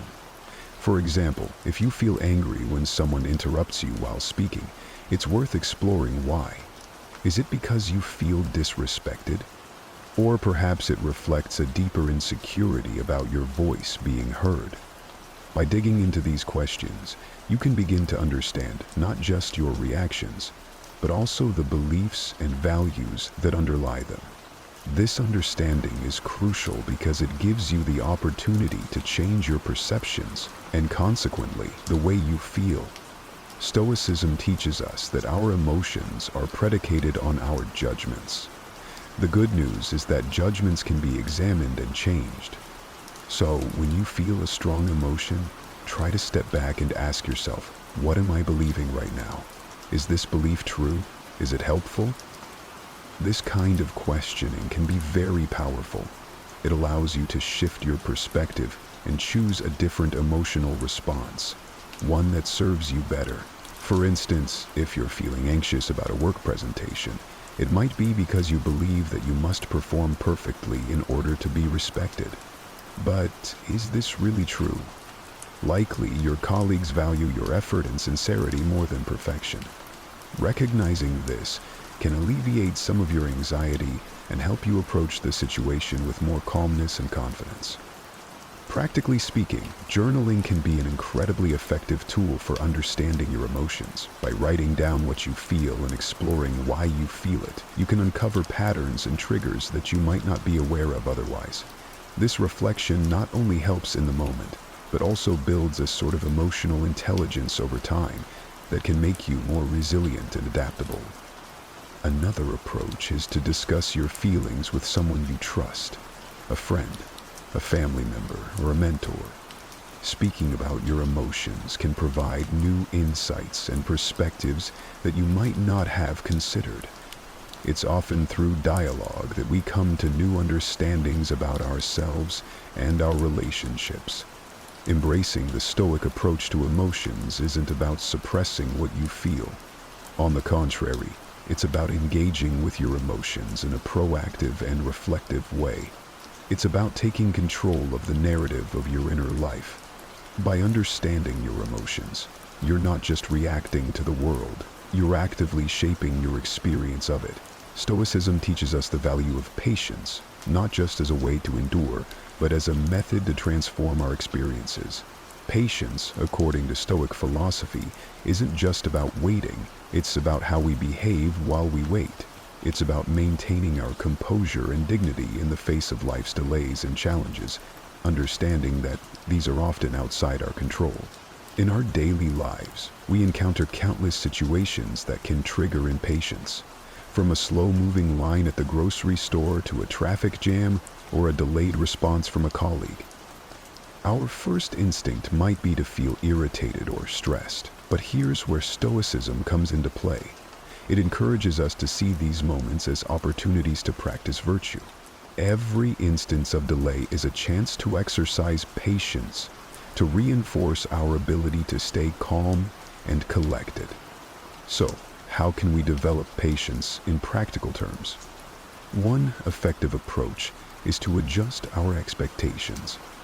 Often, our impatience stems from a mismatch between our expectations and reality. If we start by acknowledging that delays and obstacles are natural parts of life, we're less likely to get upset when they occur. This doesn't mean lowering our standards, but rather aligning our expectations with the fact that the world won't always operate according to our preferences. Another key method is to use the moments of waiting as opportunities for growth and reflection. If you're stuck in traffic, instead of fuming over the delay, you can turn it into valuable time, listening to an audiobook, practice deep breathing, or simply reflect on your day. This shift in perspective turns a frustrating situation into a productive or relaxing one. Practicing mindfulness is also a powerful ally in developing patience. By being present in the moment and fully engaging with it, we can distance ourselves from the feelings of urgency and restlessness that often accompany waiting. Mindfulness helps us cultivate a peaceful state of mind that buffers us against the stirrings of impatience. Stoicism not only advocates for patience, but also for understanding the impermanence of our current state. Remembering that this too shall pass can help us endure unpleasant situations, whether it's waiting for a delayed flight or enduring a long recovery from an illness. The knowledge that it is temporary makes it more bearable. Finally, celebrating small victories is crucial in developing patience. When you manage to stay calm during a situation that would normally make you impatient, acknowledge and reward yourself for this achievement. This reinforces the behavior and makes it more likely to become a habit. This is one of those transformative experiences that not only changes the way we relate to others, but also profoundly affects our inner peace. Forgiveness in the Stoic sense is not about condoning wrongdoings or forgetting the harm done. It's about freeing ourselves from the emotional burden that comes from carrying grudges. Forgiveness requires a strong sense of self-awareness and control over one's emotions, qualities that Stoics strive to develop. It involves recognizing that our anger and hurt, while natural and valid responses to perceived injustices, are ultimately within our control. This doesn't mean that the process is simple or immediate. Forgiveness can be challenging. It often requires a deliberate, concerted effort to let go of deep-seated feelings of injustice. Consider the power that comes from deciding not to allow someone else's actions to disturb your inner tranquility. This is the essence of Stoic forgiveness. It's about making a conscious choice to not let past actions continually affect your present state of mind. This decision helps you reclaim your emotional energy and focus it on more constructive pursuits that align with your values and goals. Now, how do we start practicing forgiveness in everyday life? It begins with the recognition that all humans are fallible, ourselves included. We all make mistakes, sometimes out of ignorance, sometimes out of malice. Reflecting on our own shortcomings can help us develop empathy towards others, making it easier to forgive. Another Stoic practice is to consider the bigger picture. Often, the things we hold on to are not as significant in the grand scheme of our lives. By focusing on our long-term well-being, which is bolstered by peace and harmony, the immediate sting of grievances can be mitigated. Practicing forgiveness also involves actively reframing our narratives. Instead of viewing yourself as a victim, which can perpetuate feelings of anger and helplessness, try to see yourself as a survivor, or even a hero of your story, one who has overcome challenges and emerged stronger. This shift in perspective not only facilitates forgiveness, but also empowers you in your life's journey. Moreover, engaging in meditation or mindfulness exercises can assist in the process. These practices help calm the mind and provide the space needed to process emotions more rationally and less reactively. As you sit quietly and focus on your breath, allow thoughts of forgiveness to enter your mind. Picture those you feel have wronged you and imagine sending them thoughts of goodwill. This doesn't mean you accept the wrong, but you are choosing to release its hold over you. Finally, it's important to understand that forgiveness is a process, sometimes a lengthy one. It doesn't happen all at once, and that's perfectly okay. Each step towards forgiveness, no matter how small, is a step towards a freer, more emotionally balanced life. At its essence, self-gratrobe allows us to pause before reacting, giving us the time to consider whether our impulses align with our long-term goals. For instance, if you're trying to lead a healthier lifestyle, self-gratrobe is what helps you choose not to eat that late-night junk food. In emotional situations, self-gratrobe helps you hold back a harsh word or an angry reply, preserving relationships and maintaining peace of mind. How can we strengthen this essential skill? One effective Stoic practice is to regularly reflect on our actions and their consequences. This could be as simple as taking a few minutes each evening to think about the choices you made throughout the day. Were there moments when you lacked self-control? What triggered it? Understanding these patterns is the first step towards managing them. Another powerful technique is to set clear personal rules for behavior based on your values. Stoicism teaches us that living according to rational principles is key to a good life. By setting and following your own rules, for example, not checking your phone during meals or limiting time spent on social media, you exercise self-control in ways that directly improve your daily life and well-being. Visualization is another tool that can be incredibly helpful. Before entering a situation where you know you might be tempted to act impulsively, take a moment to visualize yourself handling the situation with calm and restraint.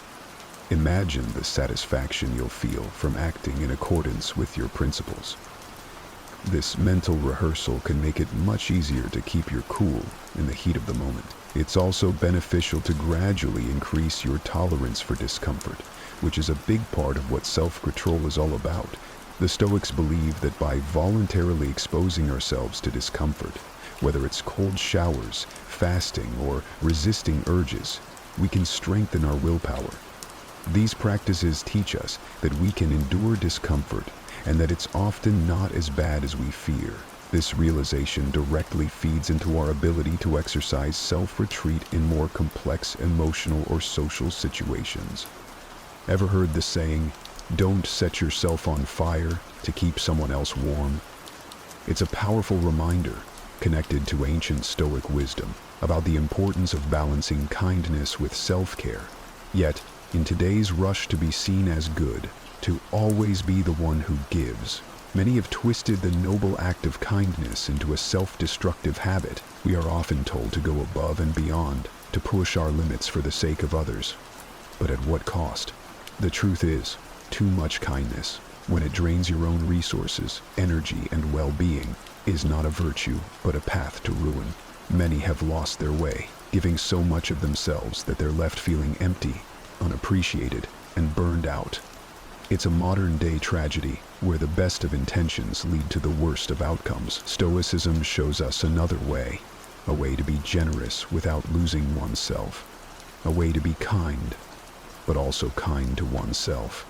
It teaches us the art of balanced generosity, ensuring our actions enrich others' lives while also safeguarding our own well-being. In this video, we'll unveil how Stoic principles can help you set healthy boundaries so your kindness becomes a source of strength, not depletion.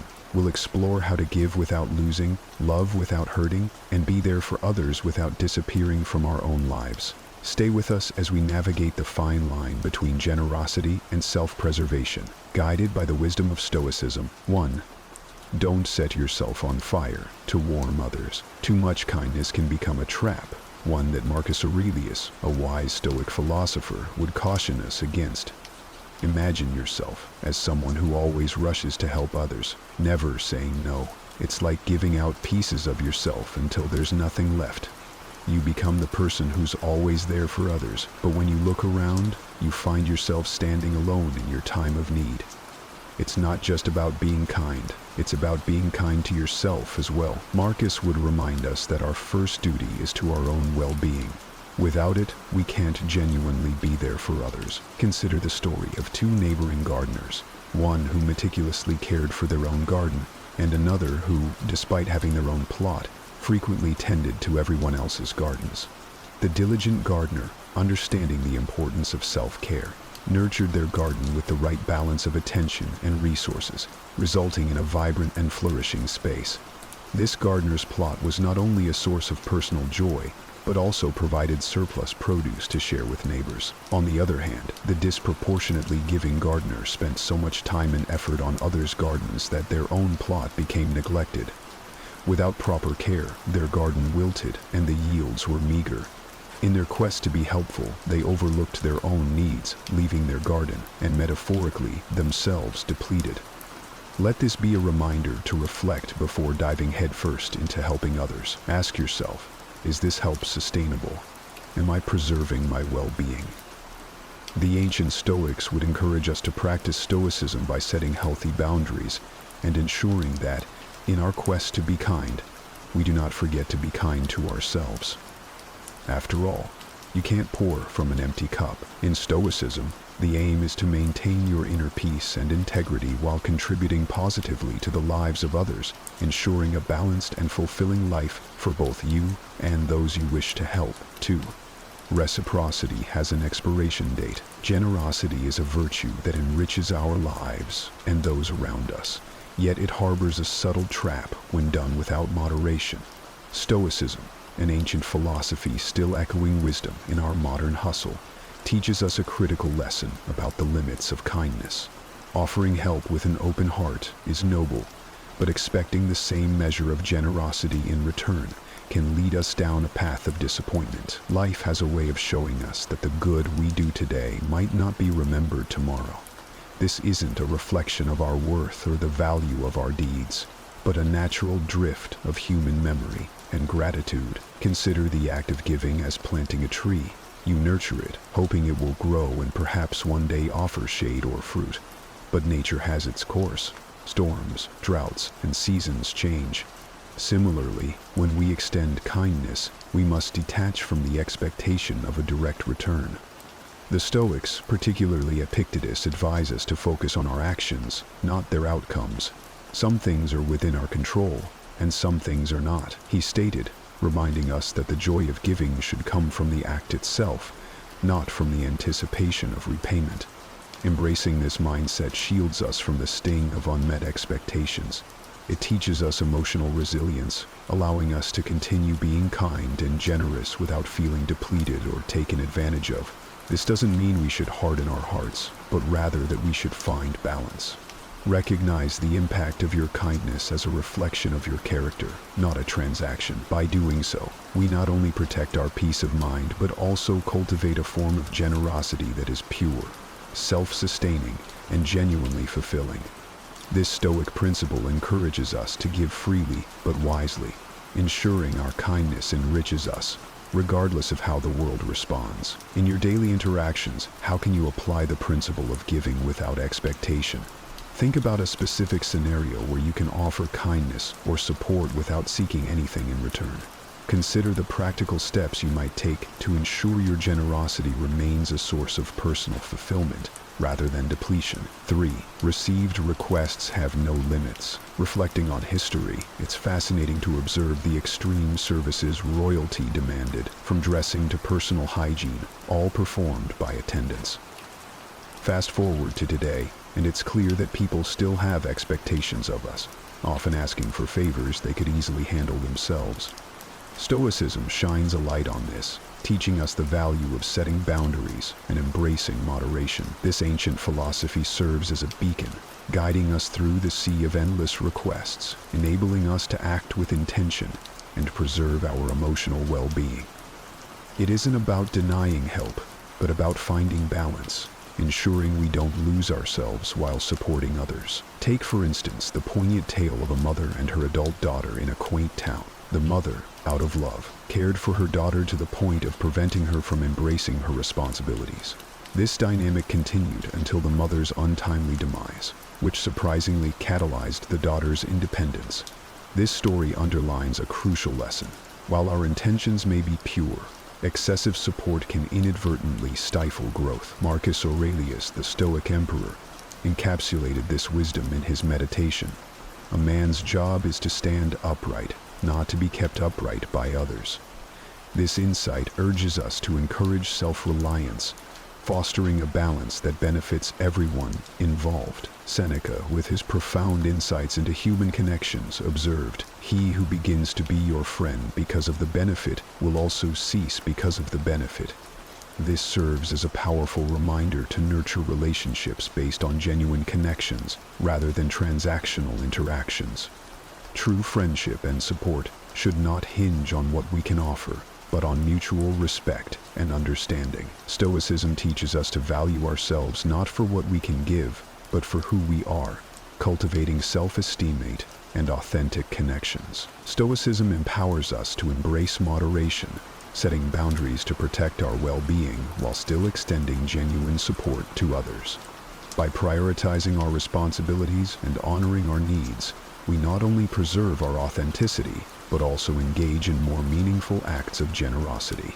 This balanced approach to life and relationships ensures that we remain true to ourselves and our values, leading a life of virtue and fulfillment as we navigate the demands of modern life. Let us remember that being mindful of our own needs is not selfishness, but a necessary act of self-care. 4. Being seen and treated as fragile. Stoicism teaches us a powerful lesson about inner resilience and self-command.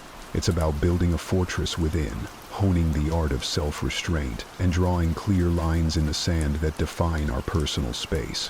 Over time, constantly bending over backward for others can ironically lead to being perceived as weak. Without firm boundaries, we become exposed, easily exploited by those who see our generosity not as a strength, but as an opening to take advantage of. This cycle of overextension and exploitation drains us, leaving us feeling undervalued and overburdened. Yet the moment we start to assertively say no, a shift occurs. We're no longer the go-to for every request or demand. This assertiveness broadcasts a newfound respect for ourselves, signaling to others that we value our time and energy, warranting their respect in return. Cicero, a luminary in Stoic philosophy, encapsulated this when he asserted, "What you think of yourself is much more important than what others think of you." By setting boundaries and exercising self-discipline, we not only protect our mental and emotional well-being, but also command respect from those around us. Remember, the power of no is transformative.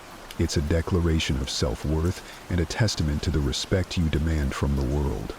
Embrace this mantra and watch as it reshapes the dynamics of your relationships, fostering mutual respect grounded in dignity and self-value. However, embodying this change isn't without its challenges. Being universally available often attracts those seeking aid, sidelining you when the time for celebration comes.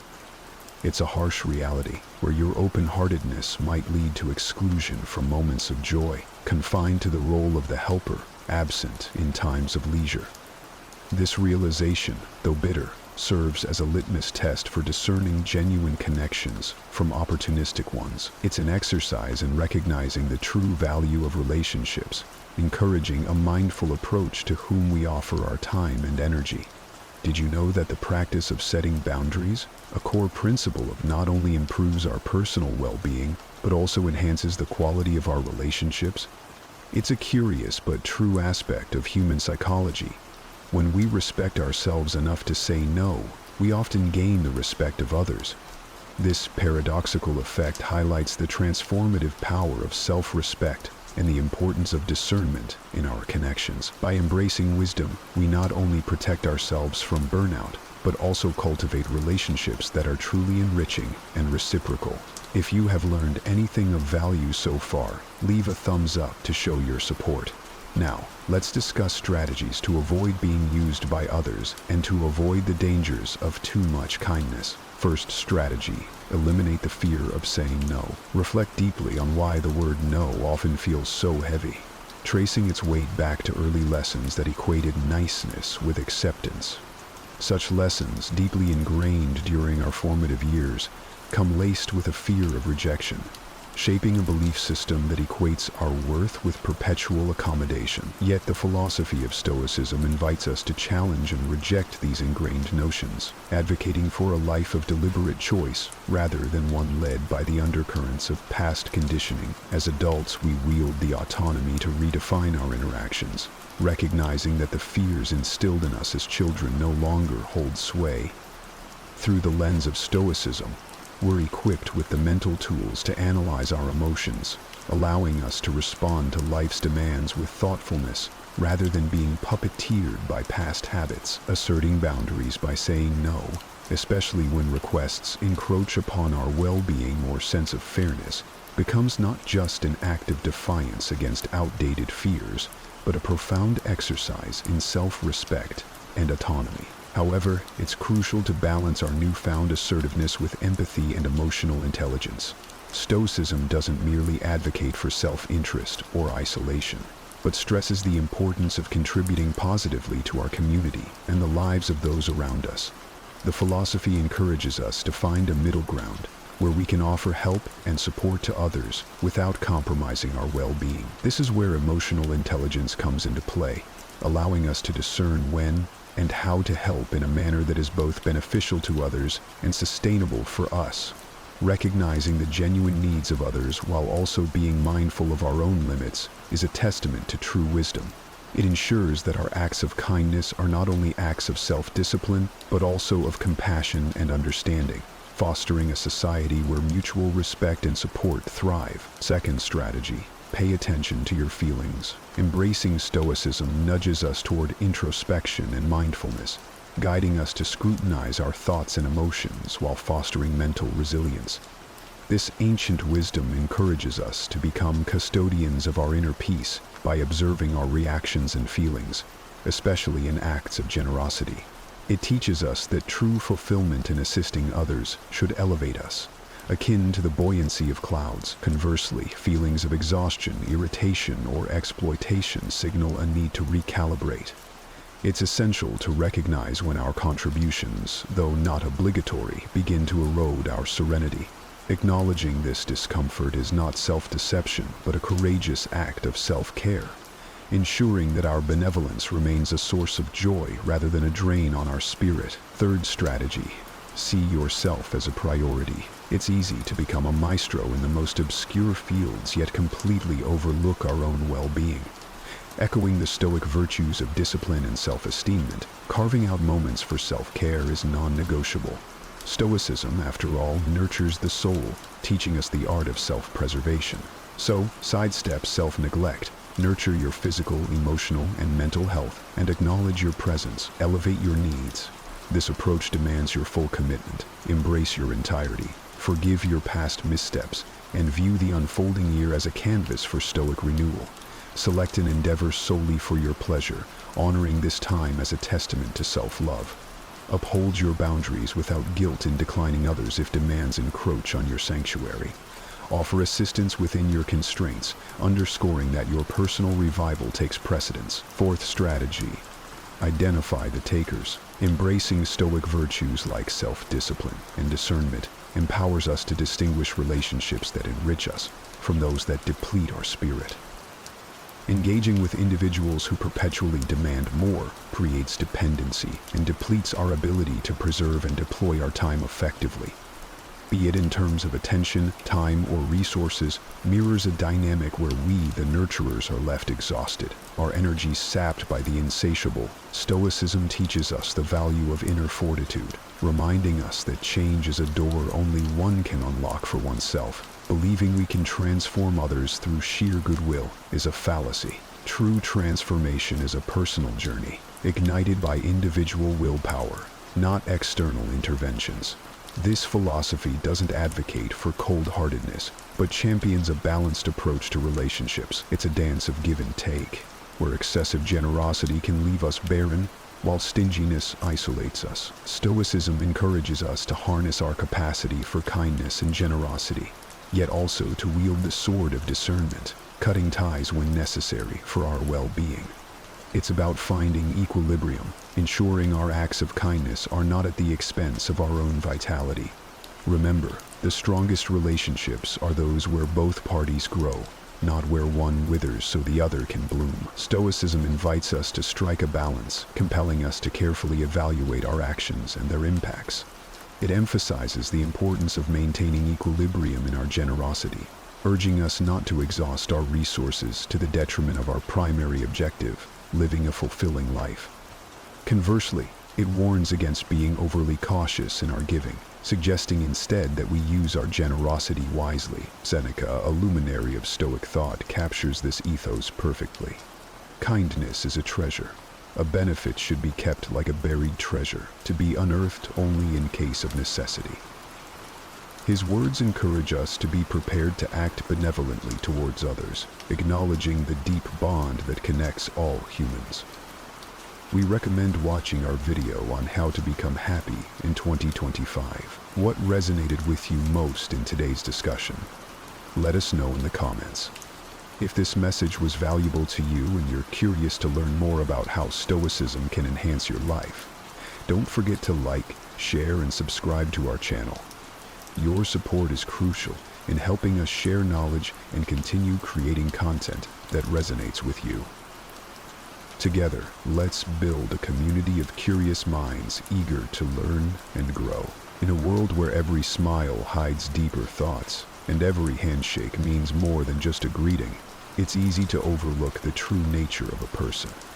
Today, we'll dive into the hidden layers of trust and deception, exploring the complexities of human relationships.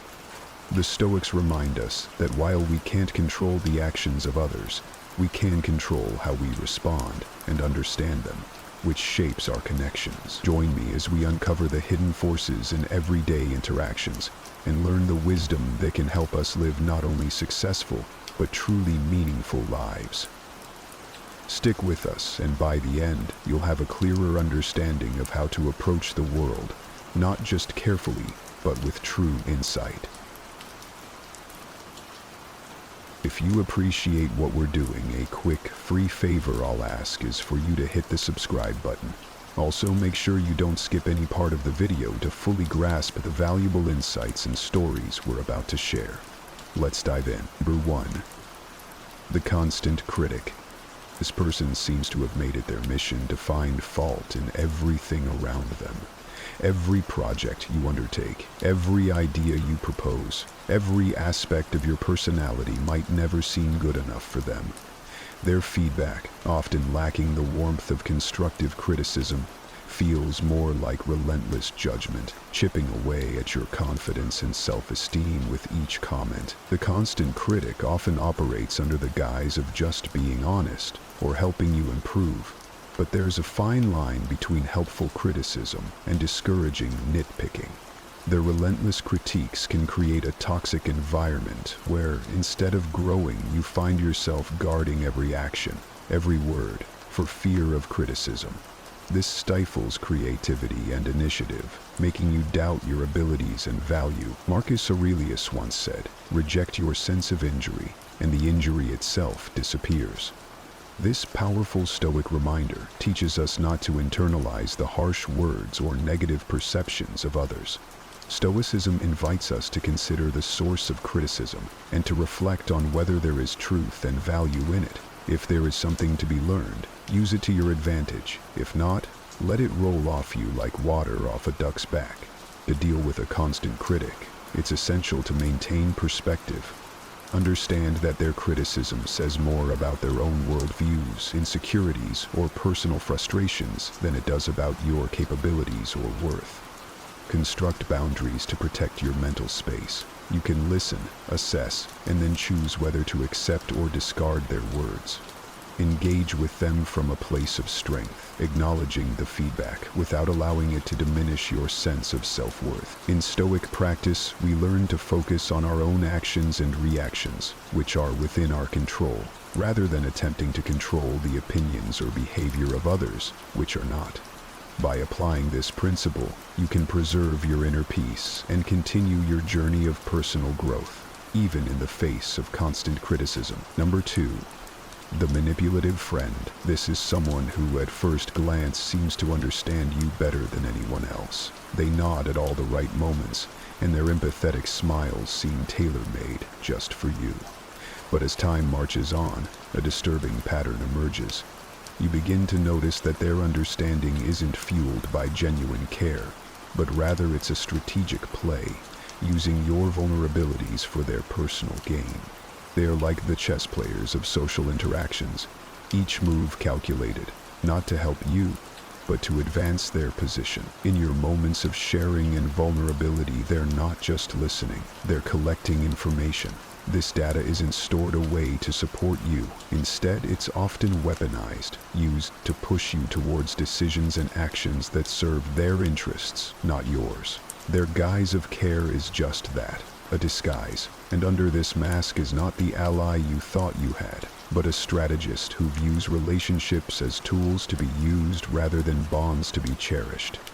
Correct them. Now, Stoicism teaches us to seek clarity over comfort, truth over pleasant illusions. Marcus Aurelius advised us to be wary of the impressionable nature of our own minds and the intentions of those around us. He would likely counsel us to observe not just what friends say, but what they do, their actions, how they discuss other friends when they're not around, how they handle your secrets, and how they respect your boundaries. These are the true indicators of their character. So, how do you deal with a manipulative friend? Start by setting firm, clear boundaries. Share selectively, understanding that not every internal thought needs external validation, especially from someone whose motivations are questionable.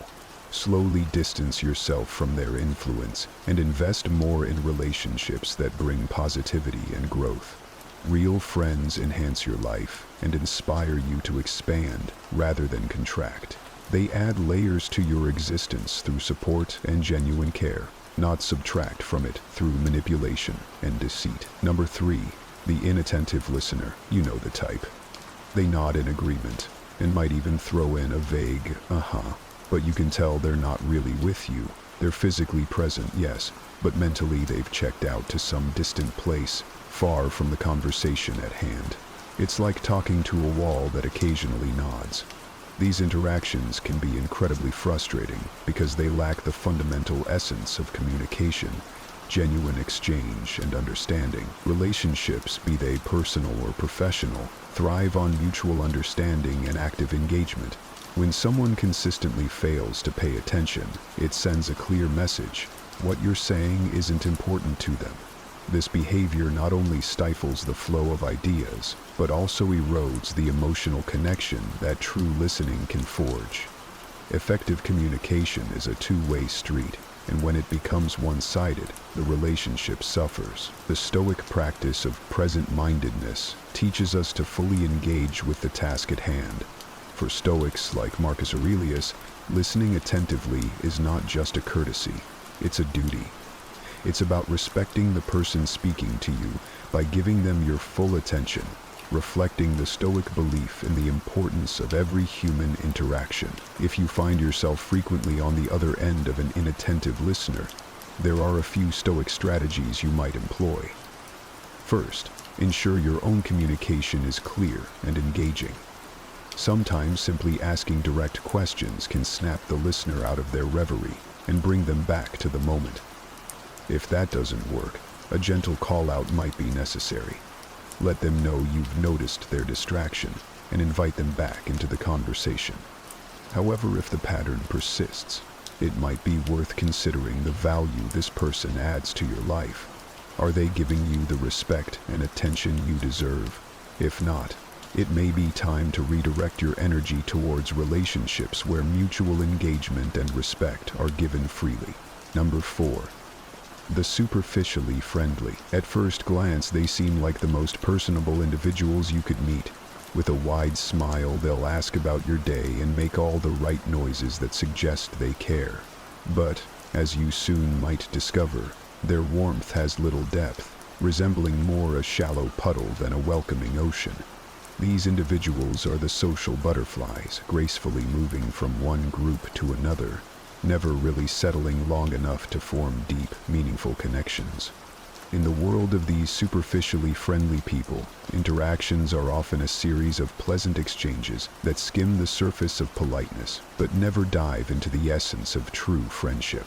They might be present at every party and appear in all your social circles, but when the chips are down, their presence is often as fleeting as their commitment. True friendship, as we know, isn't just about sharing laughs in the sunlight. It's about standing together in the storm, something these individuals may find too daunting. Stoicism teaches us the importance of genuine relationships and the value of a small circle of close friends over a wide network of acquaintances. Seneca emphasized the quality of friendships rather than quantity. He advocated for relationships where mutual respect and sincerity prevail, guiding us to seek friends who mirror our own values and who provide a stable, reliable presence in our lives. To navigate the realm of the superficially friendly, it's crucial to recognize the signs early. Enjoy their company if you must, in those light-hearted moments that require nothing more than casual interaction. However, invest your emotional energy wisely. Reserve the depths of your trust and the details of your vulnerabilities for those who have proven themselves in times of both joy and adversity. Cultivating discernment in your social interactions isn't just wise, it's necessary to protect your emotional well-being and ensure that your circle remains authentic. Number 5. The constant irritator. This person seems to have mastered the art of irritation. With their knack for poking and prodding, they know exactly how to get under your skin, whether it's through subtle digs, backhanded compliments, or slight provocations. They engage in a sort of emotional chess game. Their goal? To unsettle you, to knock you off balance. For their amusement or advantage, the constant irritator thrives on the reaction they can elicit from you. Each annoyed glance, each sigh of frustration is a win for them, a testament to their ability to manipulate the emotional currents around them. This can be incredibly draining, as it feels like you must constantly guard against their next move, always bracing for the small yet persistent annoyances they create. However, here is where the Stoic teachings can become your stronghold. Stoicism tells us that external events and people's actions don't upset us. Rather, it's our judgments about them that do. Marcus Aurelius wrote, "You have power over your mind, not outside events." Realize this, and you will find strength. This wisdom is particularly applicable when dealing with the constant irritation. By adjusting your perceptions, by deciding that their actions will not dictate your emotional state, you empower yourself. You take control back from the irritator and place it firmly within yourself. Practicing this Stoic detachment involves recognizing the intent behind their irritations. Once you see that their behavior is designed to unbalance you, you can choose not to let it affect you. Imagine their words and actions losing power, fading into the background noise of your life. It's not about ignoring them or pretending the irritation doesn't exist, but rather about changing your response to it.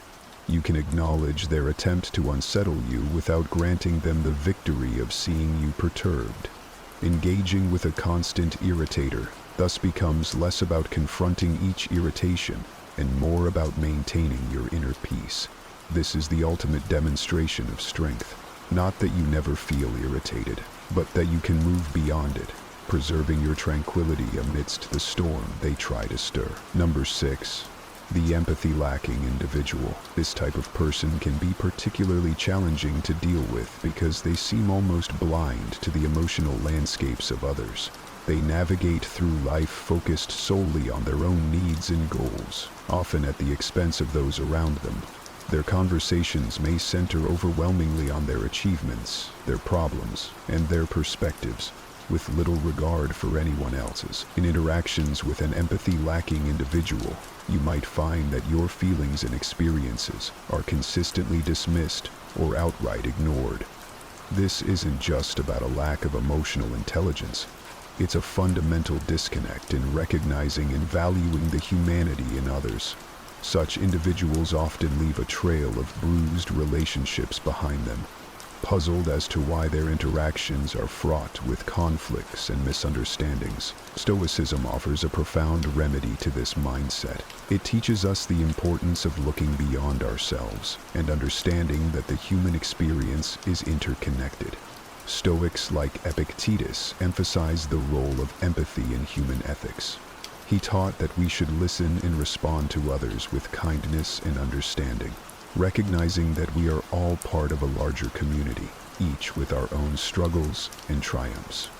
If you find yourself dealing with someone who lacks empathy, Stoicism advises not to meet their indifference with anger or resentment. Instead, see this as an opportunity to practice patience and to lead by example. Show them empathy, not because they necessarily deserve it, but because it's the virtuous thing to do. However, it's also important to set boundaries. Protecting your emotional well-being is crucial, and sometimes that means limiting your exposure to those who drain it. Engaging with an empathy-lacking individual requires a balance of compassion and self-preservation. While you can attempt to model empathetic behavior, you must also recognize when to step back and not allow their self-centeredness to impact your peace. Remember, as Marcus Aurelius pointed out, what we do now echoes in eternity and compassion, even in the face of apathy. This is not just about changing them, it's about holding true to your values, regardless of how others choose to act. Number 7. The eternal victim. This individual seems to live in a perpetual state of crisis. No matter the day, the season, or the circumstance, something is always going terribly wrong for them. But what's particularly challenging about the eternal victim is not just the frequency of their misfortunes, it's their apparent unwillingness to do anything about them. They seem to thrive on the sympathy and attention their woes attract, using their endless stream of problems as a tool to draw others in and keep them close. And the prevalence of suicide among the victims can be pointed to as a sign to some extent as well. The eternal victim's tales of woe can be emotionally draining. You might find yourself constantly pulled into their dramas, spending energy and time trying to help solve problems that mysteriously never seem to get resolved. Their dependency on your support might feel rewarding at first, as if your presence truly matters. However, it often leads to a one-sided relationship, where your efforts are taken for granted and your own needs and issues are sidelined or ignored. Stoicism offers a powerful framework for dealing with the eternal victim. Stoics like Epictetus taught that we should concern ourselves with things within our control and accept those that are not. When interacting with an eternal victim, it's crucial to recognize the limits of your influence. You can offer support and guidance, but you cannot change their situation. Only they can do that. The Stoics would advise us to practice empathy, but also detachment. Empathize with their pain, but detach from the notion that you are responsible for fixing their life. It's also wise to set boundaries with the eternal victim. If their chaos begins to encroach on your peace, it may be time to reassess how much of your time and emotional energy you can afford to give. Helping them doesn't mean getting swept up in their endless cycle of crises. Instead, encourage them to take action and seek solutions rather than merely consoling them. This approach not only protects your well-being but also pushes them toward the kind of self-reliance and accountability that Stoicism values. Remember, while compassion is a virtue, it must not come at the cost of your own stability and happiness.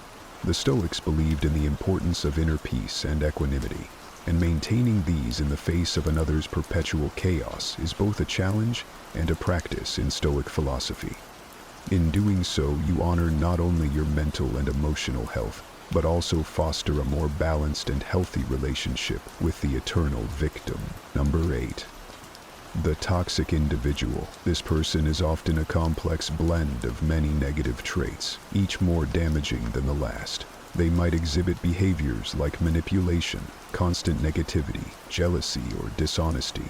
Being around them can feel like being caught in a storm, where your positive outlook and inner peace are constantly under threat. Their presence in your life can lead to feelings of doubt, insecurity, and even fear, as they seem to have a knack for souring what should be joyful experiences and turning strengths into perceived weaknesses.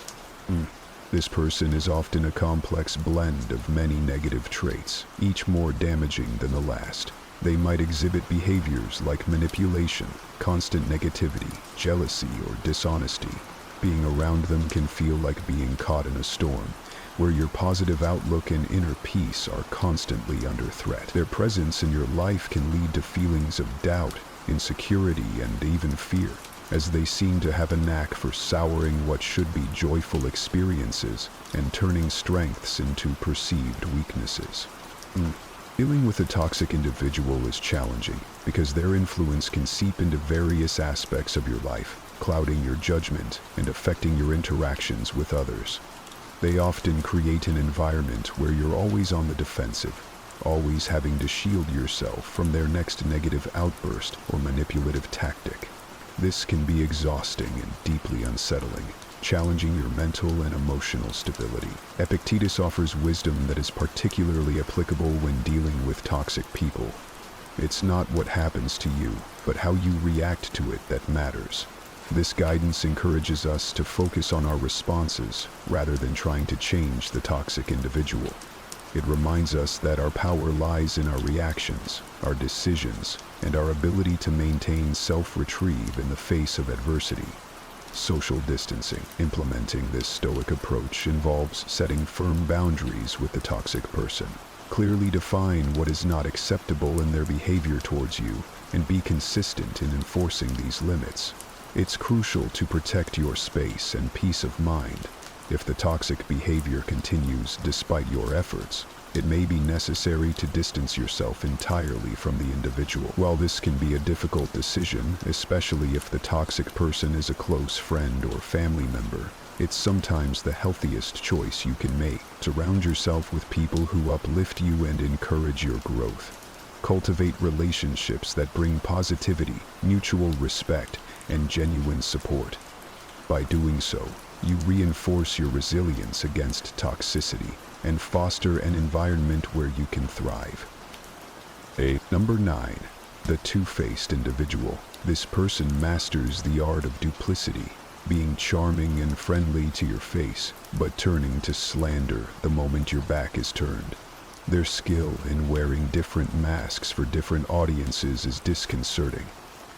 They can make you feel like a confidant one moment, and the next, you might overhear them undermining you to others. It's a bewildering and hurtful experience to realize that someone you thought was a friend could so easily betray your trust. The two-faced individual not only strains individual relationships, but can also create a toxic environment around them. Their behavior fosters distrust, conflict, and insecurity among a group, whether it be in a workplace, a circle of friends, or within a family. Their actions are often driven by a desire for personal gain, be it power, influence, or mere amusement at causing disruption. Stoicism teaches us to focus on our own virtue and integrity, and not to be swayed by the deceitful actions of others. Seneca advised to choose our company wisely, asserting that being alone is better than being in bad company. Stoicism also prompts us to reflect on our responses to betrayal. It's natural to feel hurt and angry when you discover someone's duplicity, but Stoics would counsel us to rise above these initial emotional reactions. They would urge us to respond with reason and dignity, maintaining our own ethical standards and not stooping to their level of deceit. In dealing with a two-faced individual, the most effective strategy is to distance yourself once their true nature is revealed. Reducing your emotional and personal investment in the relationship protects you from further harm. Moreover, it's important to cultivate relationships with people who value authenticity and transparency. Surround yourself with individuals who support and uplift you, both in your presence and in your absence. Choosing to interact with genuine people aligns with the Stoic principle of living a life of virtue. It not only fosters a healthier emotional environment, but also enables you to grow and thrive, unaffected by the underhanded tactics of those who choose duplicity over integrity. Imagine standing on the edge of your greatest potential, but feeling something holding you back. That's self-doubt, quietly eroding your dreams and confidence. Real confidence isn't just a feeling, it's a skill, a mindset that shapes your path in life. The level of success you achieve is strongly tied to how much you believe in yourself. Think about how often raw talent and potential are held back by fear and uncertainty. So, think happiness without fear and uncertainty. Today, we're going to explore practical, powerful tips designed to help you build your self-confidence. These aren't just ideas. They're real, actionable steps that apply to everyday life, created to guide you toward becoming your best self. Remember, building self-confidence isn't about changing who you are. It's about removing the doubts that hide the strong, capable person you've always been. Before we get started, if you find this helpful, please like the video to help spread the message. Now, let's jump in. Number 1, understand yourself. Discovering who you are isn't just a journey, it's the foundation of regaining lost self-confidence. Take a moment and think about what drives your actions. Are they fueled by genuine beliefs, or are you just mirroring what's expected of you? The essence of Stoicism, as taught by thinkers like Epictetus, lies in this introspection. It's not just about identifying your strengths and weaknesses, but understanding the core of your being. This deep self-awareness is the secret to authentic self-confidence. It's a transformation that begins within, by aligning your actions with your true self. Today, life throws challenges our way, and our immediate reactions often define us. When faced with these moments, pause and reflect. Are your responses a true reflection of your beliefs, or are they knee-jerk reactions to external pressures? Building self-confidence is about more than just being brave. It's about making choices that resonate with who you really are. This authenticity breeds confidence that resonates higher when you act in harmony with your true self. Each decision reinforces your self-belief, nurturing a confidence that's deeply rooted and unwavering. Number 2, focus on what really matters and ignore the rest. Stoicism isn't just an ancient philosophy. It's a beacon for modern souls swimming in a sea of distractions. Think about the last time you truly felt in control. Was it when your mind was jumping from social media alerts to the latest news, or when you were deeply immersed in something that really mattered to you? Marcus Aurelius, a Stoic emperor, wisely said, "Our life is what our thoughts make it. Your focus shapes your reality." It's a powerful tool, yet so many of us let it rust in the hustle of everyday life. Regaining focus means identifying what steals it. Maybe it's the constant buzz of your phone, the desire to please everyone, or worries that cloud your thoughts. Recognize these thieves and consciously limit their power over you. Set boundaries, like tech-free hours, or practice the art of saying no to demands that drain your energy. Strengthen your focus like a muscle. Meditation isn't just trendy. It's a time-tested method to anchor your thoughts in the present. Start your day by asking, "What's the one thing I need to achieve today?" This clarity cuts through the noise, making your actions more intentional and your path more confident. Remember, focusing is more than a skill. It's your gateway to inner peace and self-assurance. By channeling your attention to what's crucial, you're not just ticking off tasks, you're building a fortress of calm in a chaotic world. This is the Stoic way, understanding that the power to focus isn't just about getting things done, but about crafting a life of purpose and confidence. Number 3.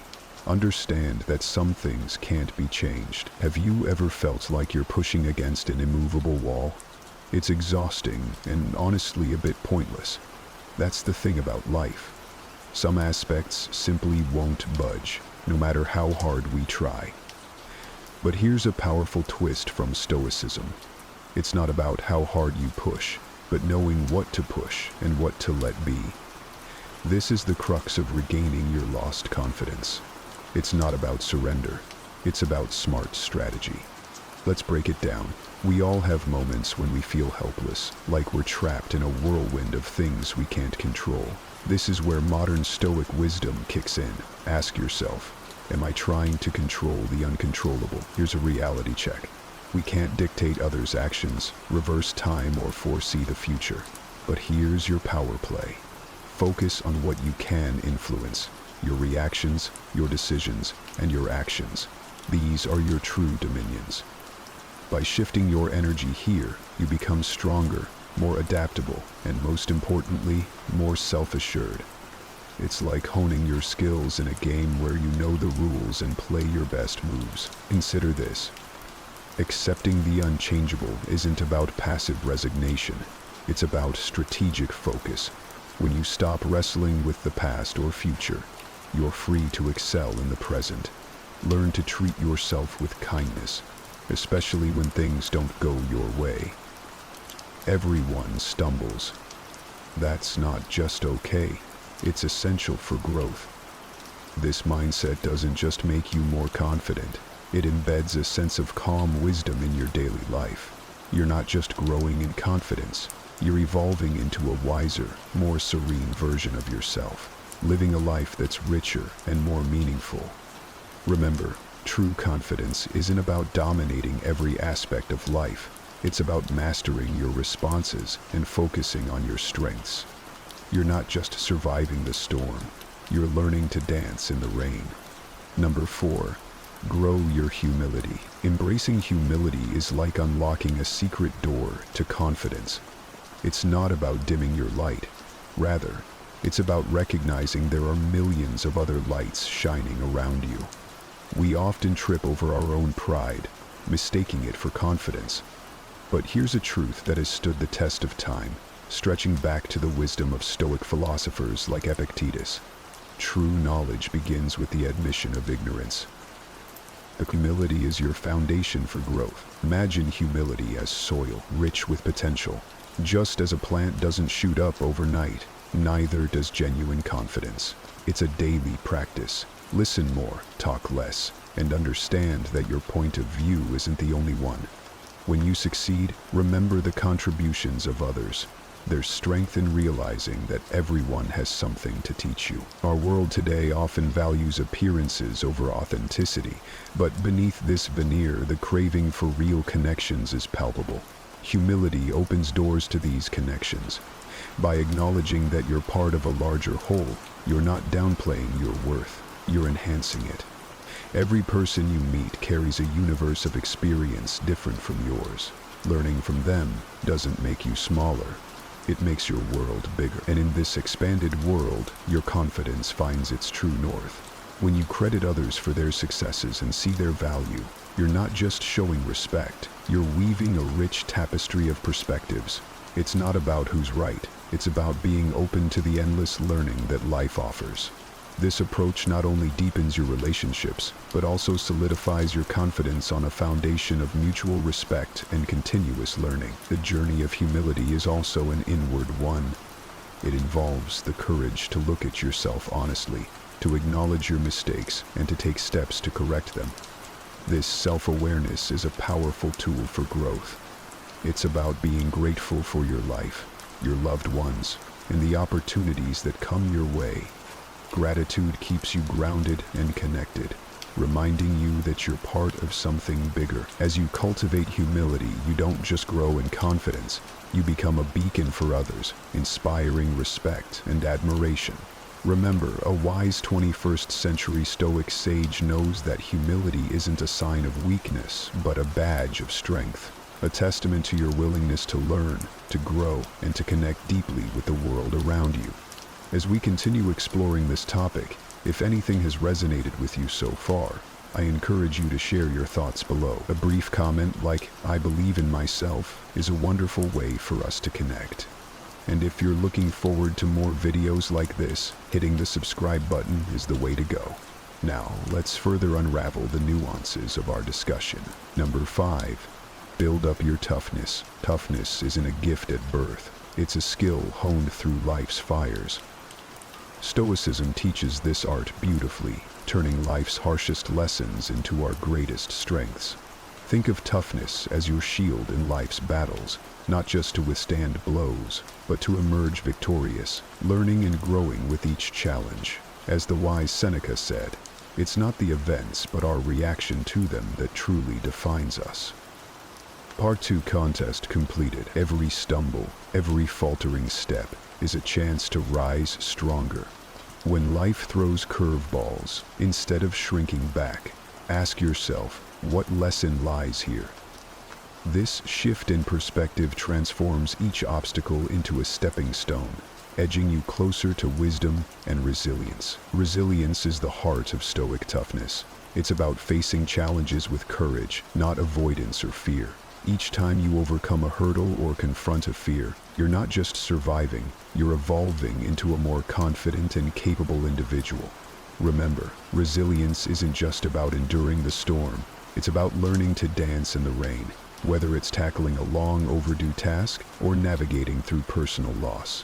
Approach each situation with a Stoic mindset. Focus not on the event, but on how you handle it. Face life's trials with confidence, knowing that each one is an opportunity for growth and fortification. True Stoic toughness involves a blend of acceptance, long-term vision, gratitude, and community. Understand that life's path isn't always smooth or fair, but it's traversable with strength and grace. This acceptance isn't surrender, but a recognition that challenges are integral to life and that we're well equipped to handle them. Toughness also means looking beyond today's troubles, considering how current struggles will shape your future resilience, and cultivate gratitude. It's a beacon of hope in tough times, transforming your perspective on challenges into opportunities for growth. And don't underestimate the power of community. Surrounding yourself with supportive people not only uplifts you, but also reinforces the idea that you're not facing life's battles alone. This Stoic journey of building toughness is a lifelong commitment to growth and learning. Every experience, joyous or challenging, is a lesson in understanding yourself and the world around you.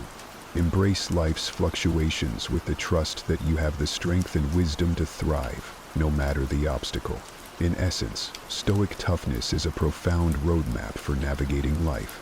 It teaches us to face difficulties head-on, learn from them, and harness them to build our confidence and resilience. By embracing Stoicism, we don't just overcome challenges, we transform them into catalysts for becoming wiser, stronger, and more self-assured. Number 6. Know and live by your personal beliefs. Have you ever felt like you're drifting, unsure of where you stand in the swirling currents of life? It's a common feeling, but there's a powerful anchor available to you: your personal beliefs. These aren't just idle thoughts. They are the bedrock of genuine, enduring confidence. Think of your most cherished values: honesty, loyalty, bravery, kindness. These aren't just words. They're signposts guiding your journey. Living in harmony with these values isn't a casual affair. It demands daily commitment, a steady hand steering the ship of your life through both calm and stormy seas. Now, let's talk about integrity. A word as strong as steel. Living with integrity means your actions are in perfect sync with your beliefs. Yes, it's challenging, especially when the world tries to sway you from your path. But here's where the transformation occurs. Every time you choose to be true to yourself over the easier path, your self-esteem skyrockets.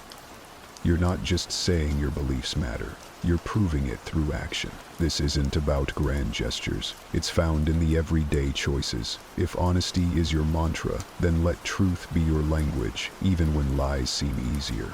If kindness is your heart's call, extend it in silent, unseen acts. These small steps forge the path to becoming who you aspire to be. Remember, perfection isn't the goal here. It's about recognizing your missteps and growing from them, turning stumbling blocks into stepping stones. Stay here. Understand that living by your values isn't just a personal victory, it's a beacon for others. When you steadfastly adhere to your principles, you become a living example of authenticity and trustworthiness. This alignment between belief and action doesn't just bring inner peace, it earns the respect and trust of those around you.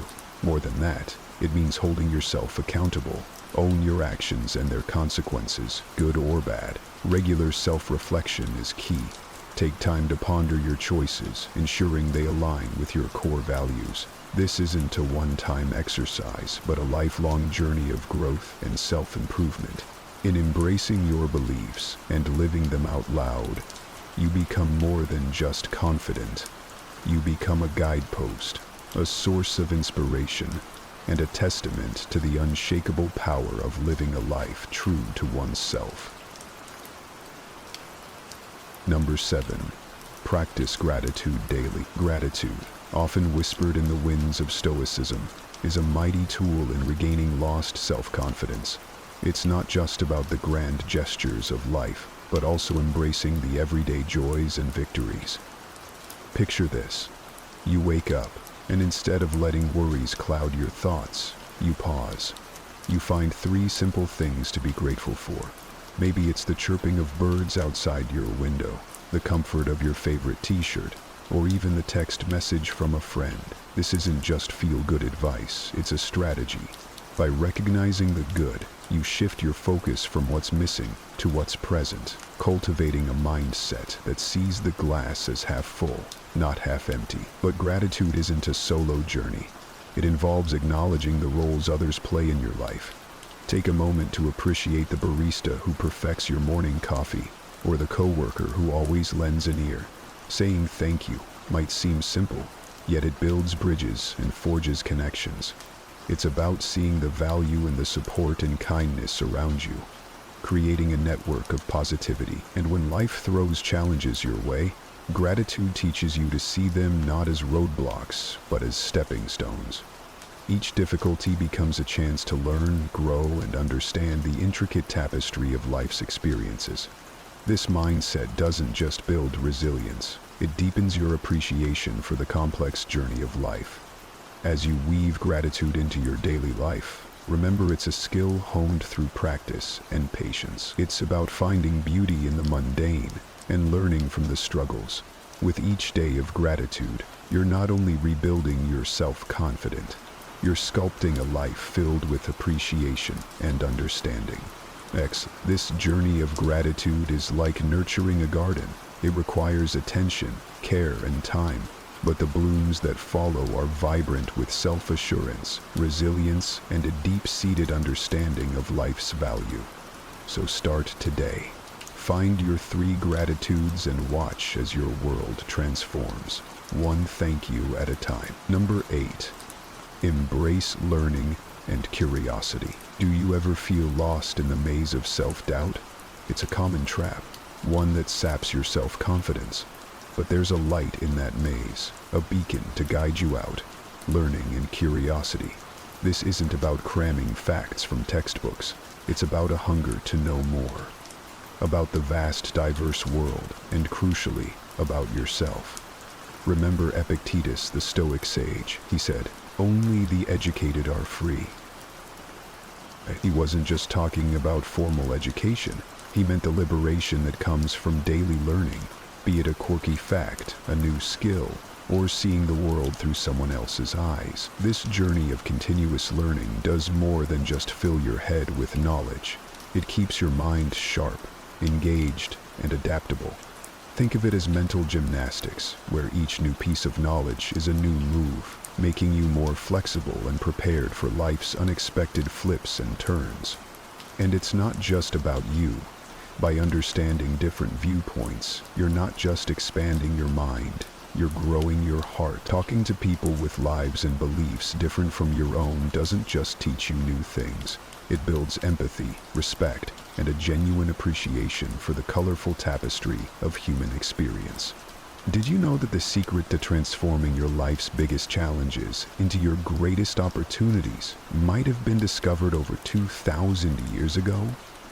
Imagine facing life's storms with a calm so powerful that nothing could shake your inner peace. Sounds like a superpower, right? Well, it's not just a fantasy. This ancient superpower is an age-old philosophy that's as practical today as it was in the bustling markets and marble halls of ancient Rome and Greece. Stoicism teaches us that while we can't control every aspect of our lives, we have absolute power over how we choose to react. And in today's world, where uncertainty seems to be the only certainty, these teachings could be the anchor we've all been searching for. So, whether you're dealing with stress, facing adversity, or simply looking to find more joy in the everyday, stick around. Today, we're diving deep into Stoicism, uncovering its timeless wisdom, and discovering how it can transform not just the way we think, but the way we live. 1. Focusing on what's in your control. Have you ever found yourself stuck in traffic, fuming over the delay, or scrolling through your phone only to get upset over a negative comment someone left on your post? It happens to the best of us. It's almost like our day-to-day life is filled with these little tests, challenging our mood and peace of mind at every turn. But here's a game-changing perspective from the world of Stoicism that can turn all that frustration on its head.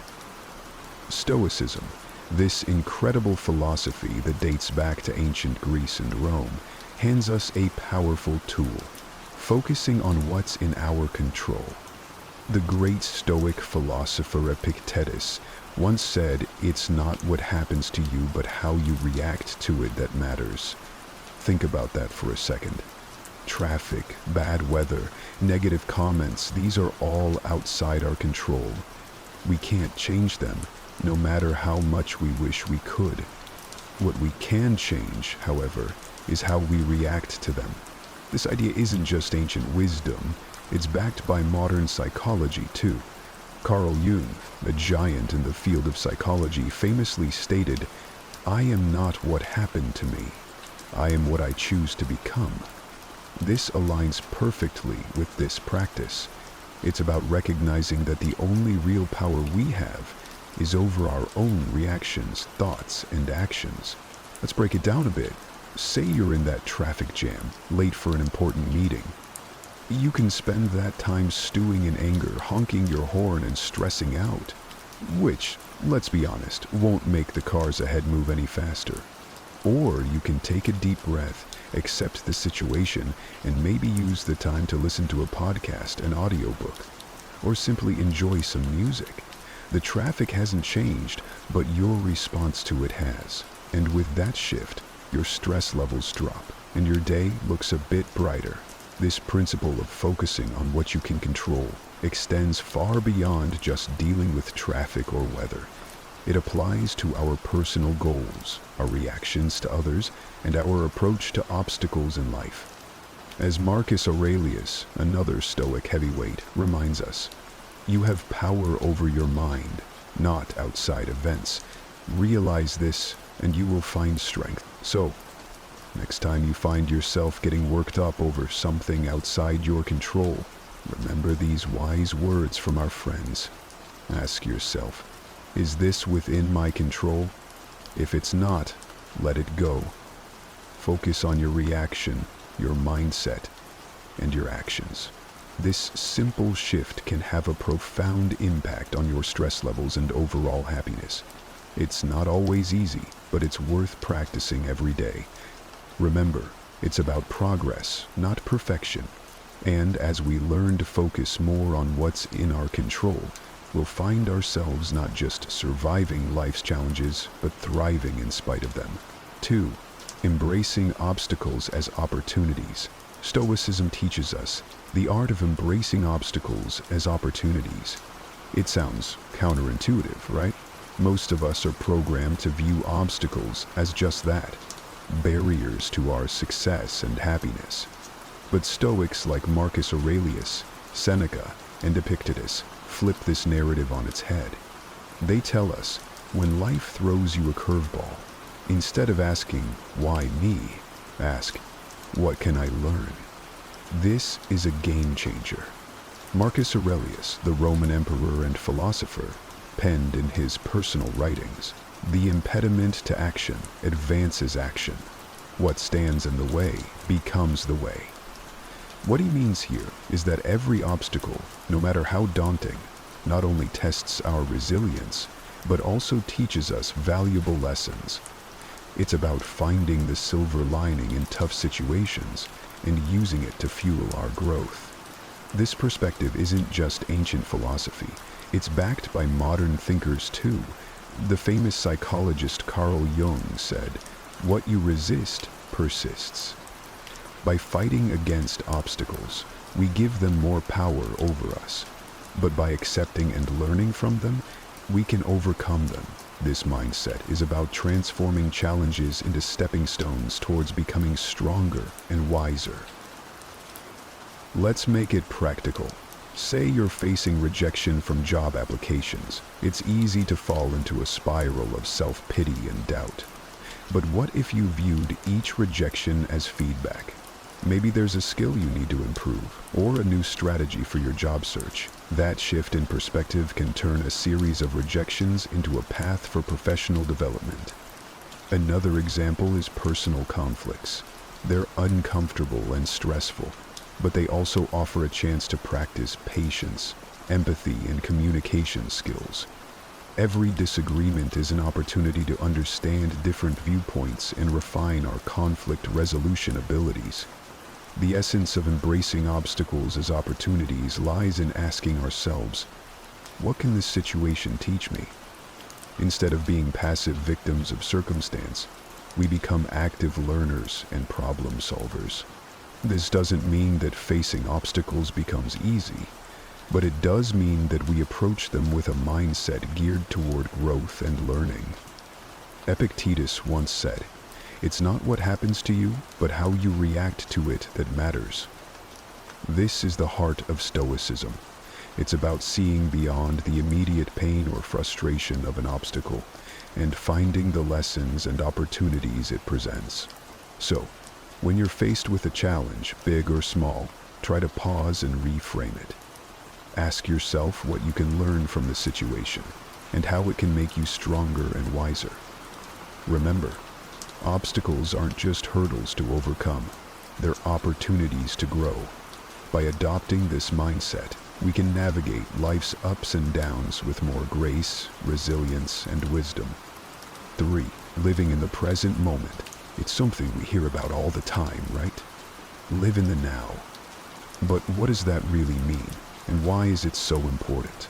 Living in the present moment is about fully embracing and experiencing where you are at this very second, not letting your mind wander off to the worries of tomorrow or the regrets of yesterday.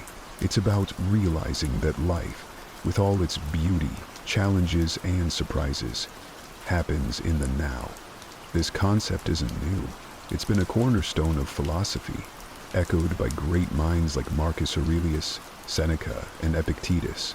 and reiterated by modern psychologists and thinkers. Let's start with the Stoics.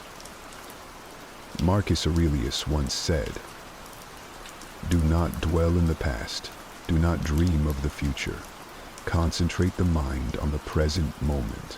He understood that the power of living in the present lies in its ability to ground us, to clear our minds of distractions, and to allow us to appreciate the richness of life as it unfolds. But why is it so hard to stay present? Our minds are often cluttered with thoughts, worries about what's next, or replaying things that have already happened. This constant mental noise pulls us away from the beauty and potential of the here and now. As the famous psychologist Carl Jung put it, the least of things with a meaning is worth more in life than the greatest of things without it. Living in the present moment gives meaning to the small, everyday experiences, enriching our lives beyond measure. Aristotle talked about the importance of being mindful of the present to achieve eudaimonia, or a state of being happy, healthy, and prosperous. He believed that by focusing on the here and now, we could live a virtuous life, making the most of our human experience. So, how can we practice living in the present? It starts with mindfulness. The art of paying attention to the present moment without judgment. When you eat, savor each bite. When you walk, notice the feeling of the ground under your feet. Listen actively when someone is speaking to you, instead of planning what you're going to say next. These simple acts of mindfulness bring us back to the present, making our lives richer and more meaningful. Seneca offered this wisdom: "True happiness is to enjoy the present without anxious dependence upon the future." He understood that anxiety about what's to come or what has been only serves to diminish our happiness in the now. Living in the present isn't about ignoring the future or forgetting the past. It's about finding a balance where we learn from our past and plan for our future, without letting those activities consume our present. It's in this balance that we find peace and contentment. Remember, every moment is an opportunity to reset and refocus on the now.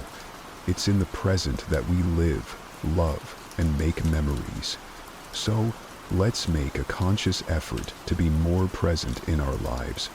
Let's cherish the now, for this moment, right here, is where life truly happens.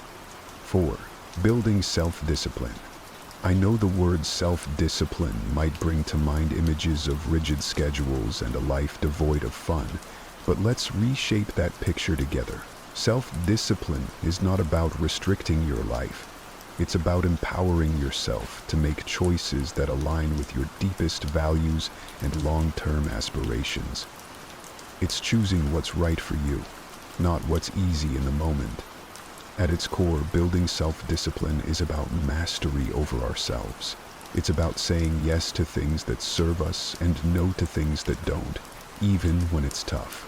Think about it, whether it's sticking to a workout routine, saving money instead of impulse buying, or turning off Netflix to focus on a project. These choices might not deliver instant gratification, but they pave the way for long-term satisfaction and success. Stoic philosophy has a lot to say about self-discipline. Marcus Aurelius, the Roman emperor and Stoic philosopher, once wrote, "You have power over your mind, not outside events. Realize this, and you will find strength." This powerful statement highlights the essence of self-discipline. It's about controlling our impulses, emotions, and actions despite the external temptations and distractions that life throws our way. Seneca offers wisdom on the subject too. He advises us to be steadfast and control our desires, rather than being controlled by them.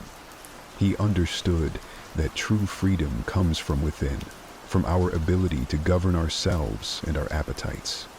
But why is self-discipline so critical? Aristotle, the ancient Greek philosopher, sheds light on this. He believed that we achieve excellence and virtue through habit. By practicing self-discipline, we cultivate habits that lead us toward our best selves. It's not about occasional acts of willpower, but about consistently making choices that reflect our values and goals. Building self-discipline also ties into modern psychological understanding. Carl Jung, a pioneer in psychology, emphasized the importance of integrating all aspects of our personality to live fully. This integration requires self-discipline, as we must navigate the desires of different parts of our psyche, choosing paths that contribute to our overall well-being and growth. So, how can we build self-discipline in our daily lives? Start small. Pick one area you want to improve, whether it's your diet, exercise routine, or spending habits. Set clear, achievable goals and take it one day at a time. Remember, every time you make a choice that aligns with your goals, you're building the muscle of self-discipline. Epictetus reminds us, no great thing is created suddenly. Self-discipline is built through small, consistent actions. It's about progress, not perfection. Every day presents new opportunities to practice self-discipline, to choose actions that move us closer to who we want to be. Building self-discipline is a journey. It's about finding balance between what we want now and what we want most. It's about making choices that might be hard in the moment, but will bring us closer to our goals, happiness, and peace in the long run. Oh, let's commit to this journey together, supporting one another and choosing what's right, not what's easy.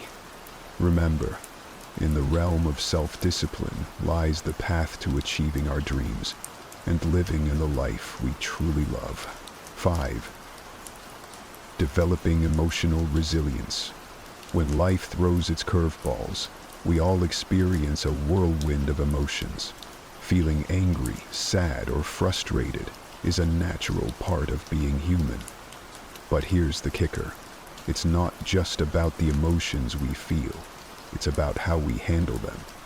That's where the magic of emotional resilience comes in. Emotional resilience is like this superpower that allows us to navigate through life's storms with grace and come out stronger on the other side. It's about acknowledging our emotions, understanding them, and then taking positive steps to move forward, rather than being swept away by the tide of our feelings. The Stoics had a lot to say about this.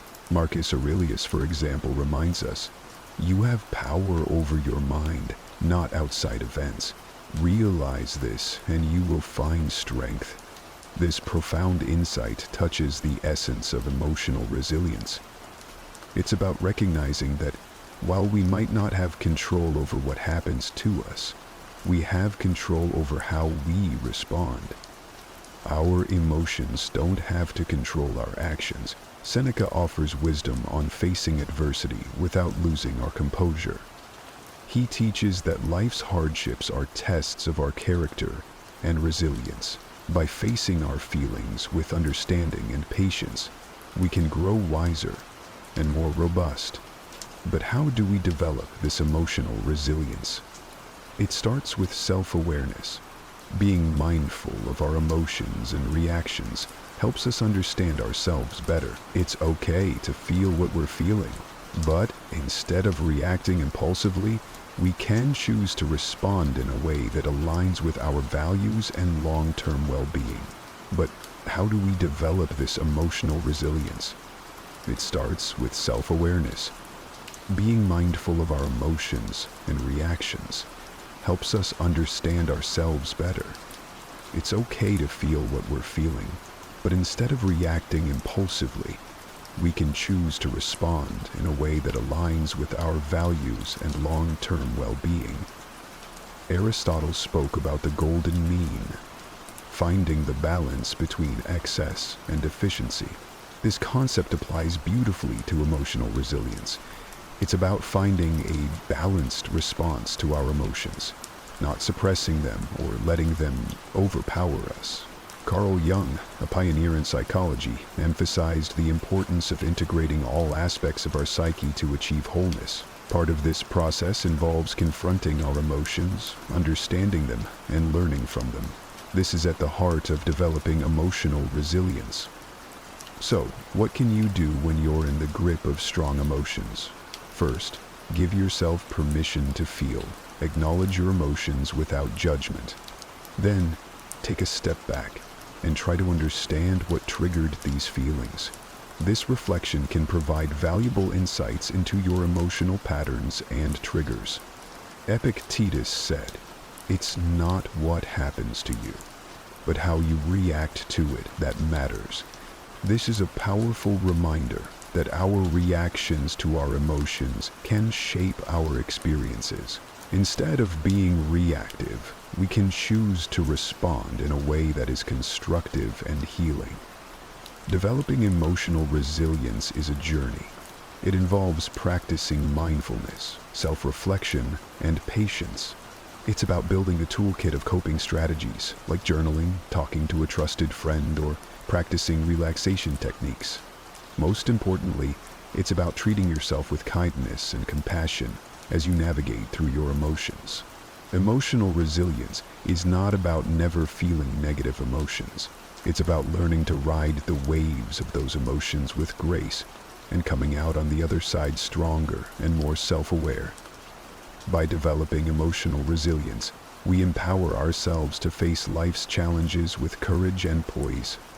Let's embrace this journey together, supporting each other and becoming more emotionally resilient, and ultimately living a more fulfilling life. 6. Memento mori. Remember, you will pass away.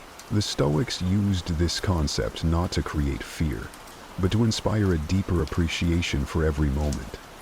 They believed that by keeping the inevitability of death in mind, we would live more fully, consciously, and with gratitude for the present. Marcus Aurelius in his meditations often reflected on the transience of life, encouraging us to live in a way that's true to our values and to make the most of the time we're given. You could leave life right now. Let that determine what you do and say and think, he wrote. This isn't about being morose. It's a call to action, a reminder to focus on what truly matters, to let go of petty concerns, and to live with purpose and integrity. Seneca, too, spoke about the shortness of life, urging us not to waste time on trivialities, but to focus on creating a meaningful existence. He believed that being mindful of death encourages us to live more wisely and to cherish our relationships and experiences. Epictetus emphasized the importance of focusing on the present and making the best use of our time. By remembering that we won't live forever, we're more likely to live ethically and to appreciate the beauty and richness of life. How can we incorporate memento mori into our own lives without it feeling like a dark cloud over our heads? It starts with shifting our perspective. Instead of seeing the awareness of death as something fearful, we can view it as a powerful motivator to live our lives to the fullest. It's about embracing the present, not postponing our dreams or happiness for some undefined future that's not guaranteed. Think about the things you've been putting off. Maybe it's pursuing a passion, reconnecting with loved ones, or simply taking time to appreciate the small joys of everyday life. Memento mori reminds us not to take our time for granted. It encourages us to live more authentically, to say what we mean, to love openly, and to be present in our lives. This concept also teaches us to appreciate the impermanence of life, which in turn deepens our gratitude for the moments we have. When we remember that our time is limited, we're more likely to cherish our experiences, to live more mindfully, and to express our gratitude for the people and moments that enrich our lives. So, let's use memento mori, not as a source of fear, but as a catalyst for growth, gratitude, and a deeper appreciation of life. Let it remind us to make choices that align with our deepest values, to cherish our relationships, and to savor the beauty of the present moment. Remembering that we will die one day encourages us to live more fully today. In embracing memento mori, we find a powerful reminder to live not in fear of death, but in celebration of life. Let's make every moment count, not because we're afraid of its end, but because we're in love with life itself. Let's live in a way that, when our time does come, we can look back with no regrets, knowing we lived fully, loved deeply, and appreciated the incredible journey that life is. 7.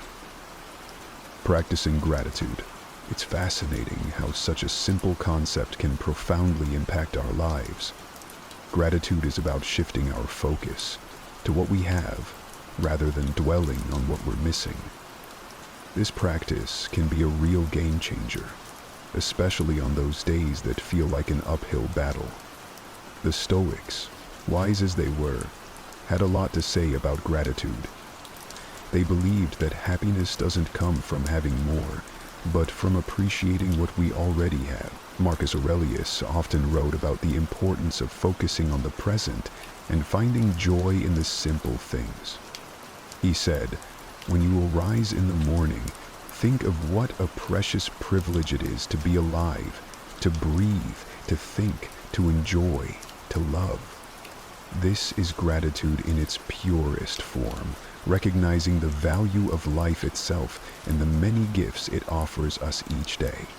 Seneca talked about how our desires can lead us astray, always chasing after more and never finding true satisfaction. He suggested that by focusing on what we have and understanding that the best things in life are already within our grasp, we can find real contentment. Epictetus, known for his followers to appreciate their current circumstances, whatever they might be, he believed that by accepting and finding value in our present situation, we could live a more fulfilled life. But how do we practice gratitude, especially when life throws curveballs our way? It starts with making it a daily habit. Each morning or evening, take a moment to reflect on 3 things you're grateful for. It could be as simple as a warm cup of coffee, a conversation with a friend, or the beauty of a sunset. This practice helps rewire our brains to focus on the positive, boosting our mood and overall outlook on life. Gratitude also means embracing challenges and finding lessons within them. Instead of asking, "Why is this happening to me?" we can ask, "What can I learn from this?" This shift in perspective helps us appreciate our experiences, both good and bad, as valuable steps on our journey. Moreover, practicing gratitude helps us build stronger connections with others. By expressing appreciation for the people in our lives, we not only brighten their day, but also strengthen our own resilience. A simple thank you can go a long way in showing someone that they're valued and loved. Aristotle spoke about the importance of recognizing the good in our lives and striving for a virtuous life. He believed that gratitude was key to achieving eudaimonia, or true happiness, as it allows us to appreciate the goodness around us and within ourselves. Even modern psychology supports the benefits of gratitude. Studies show that people who practice gratitude regularly experience less anxiety, sleep better, and have a more positive outlook on life. As Carl Jung said, the word happiness would lose its meaning if it were not balanced by sadness. By acknowledging and being grateful for the full spectrum of our experiences, we find a deeper, more authentic form of happiness. So let's make gratitude a cornerstone of our daily lives. Let's celebrate the small victories, cherish the moments of connection, and find joy in the simple pleasures. By focusing on what we have, not on what we're missing, we can cultivate a sense of abundance and happiness that shines from within. Remember, it's not happiness that brings us gratitude. It's gratitude that brings us happiness. Let's fill our glasses half full, raise them high, and toast to the beauty of gratitude in our lives. Cheers to finding the silver lining, even on the cloudiest of days. 8. Focusing on personal excellence. The Stoics had a profound understanding of personal excellence. They believed that excellence, or virtue, is the sole good, and that everything we do should aim toward living a virtuous life. Marcus Aurelius, for instance, is a prime example of someone who strived for personal excellence. He once said, "Waste no more time arguing about what a good man should be. Be one." This simple yet powerful statement encapsulates the essence of personal excellence. It's about embodying the values we admire and striving to live by them every day.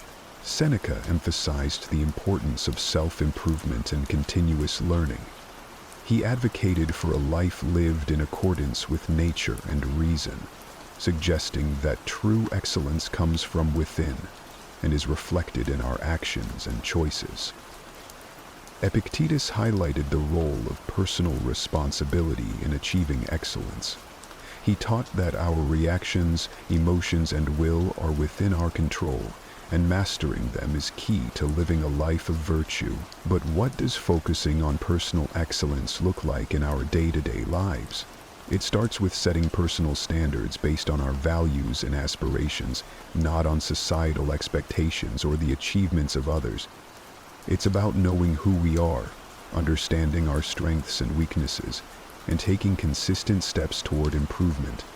Personal excellence is also about resilience. It's about how we respond to setbacks and failures, not just our successes. As Aristotle said, excellence is never an accident. It is always the result of high intention, sincere effort, and intelligent execution. It represents the wise choice of many alternatives. Choice, not chance, determines your destiny.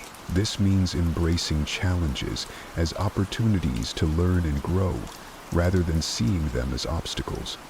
Moreover, focusing on personal excellence involves cultivating a growth mindset, a concept championed by modern psychology. It's the belief that our abilities and intelligence can be developed through dedication and hard work. This mindset encourages us to embrace challenges, persist in the face of setbacks, and see effort as a path to mastery. Personal excellence also means living authentically. It's about being true to ourselves and our values, even when it's not easy. It's about making choices that reflect who we are and who we want to be, and taking pride in our journey, including both the struggles and the triumphs. Practicing gratitude, as we discussed earlier, ties into personal excellence too. By appreciating what we have and where we are on our journey, we foster a positive outlook that supports our growth and well-being. So let's commit to focusing on personal excellence. Let's set our own standards, embrace our unique paths, and take pride in our progress.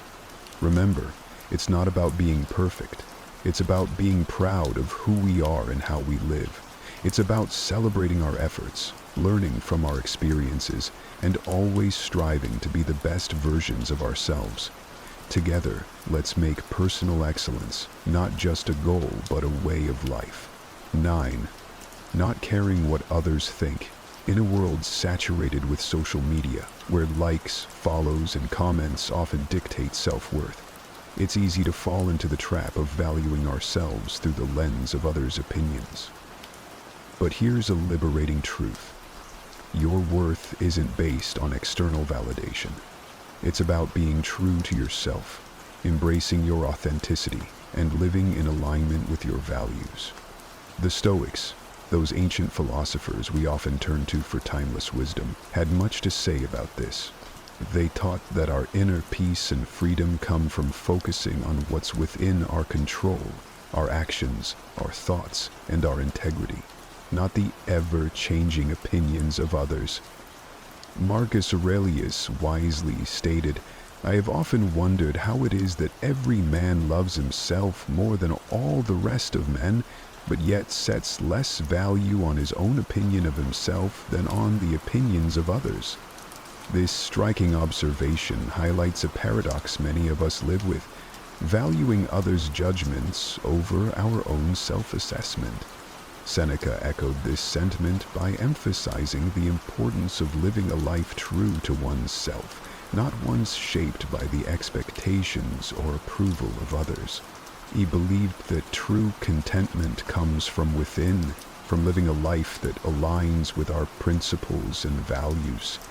Epictetus taught that worrying about others' opinions is outside our control and therefore not worth our energy. He encouraged focusing instead on our own actions and on living virtuously, as that's where our true power lies. So, how can we start caring less about what others think and more about being true to ourselves? First, understand that you are the author of your life story. You have the power to define your worth, not society, not your social media followers, nor the people around you. Ground your self-esteem in who you are, the values you stand for, the kindness you spread, and the effort you put into being your best self. Second, practice self-reflection. Ask yourself, whose life am I living? Am I making choices based on my desires, or am I trying to fit into someone else's mold? Reflecting on these questions can help realign your actions with your true self. Third, embrace vulnerability. Being true to yourself means being open about your flaws and all, understanding that we are reflections of our progress, making mistakes and learning from them. This authenticity attracts the right people into your life, those who appreciate the real you. Moreover, remember the words of Aristotle, who spoke about the golden mean, finding balance in life. Applying this to our concern for others' opinions means finding a healthy balance between considering constructive feedback and maintaining our autonomy and self-worth. Incorporating a Stoic mindset into our lives means understanding that our worth is determined by our virtues, our actions, and our commitment to living a meaningful life, not by external accolades or approval. It's about building a strong inner fortress that remains unshaken by the fleeting opinions of others. Let's commit to valuing ourselves for who we truly are, not for the likes, follows, or approval we receive. Let's be courageous in our authenticity, living lives that resonate with our deepest truths. Remember, your worth is inherent and unique. By being true to yourself, you shine your light in the most genuine way possible. Let's not just navigate life, but thrive in it, with the confidence that comes from knowing we are living authentically, aligned with our values, and true to ourselves. 10. Accepting change. Here's the thing, accepting change is not just necessary, it's vital for our growth and happiness. The reality is, the only constant in life is change. Learning to go with the flow and embrace life's inevitable shifts makes navigating them less scary and more of an adventure. The Stoics had an incredibly healthy perspective on change. They saw it as a natural part of the universe's rhythm. Marcus Aurelius said, "Accept whatever comes to you, woven in the pattern of your destiny, for what could more aptly fit your needs?"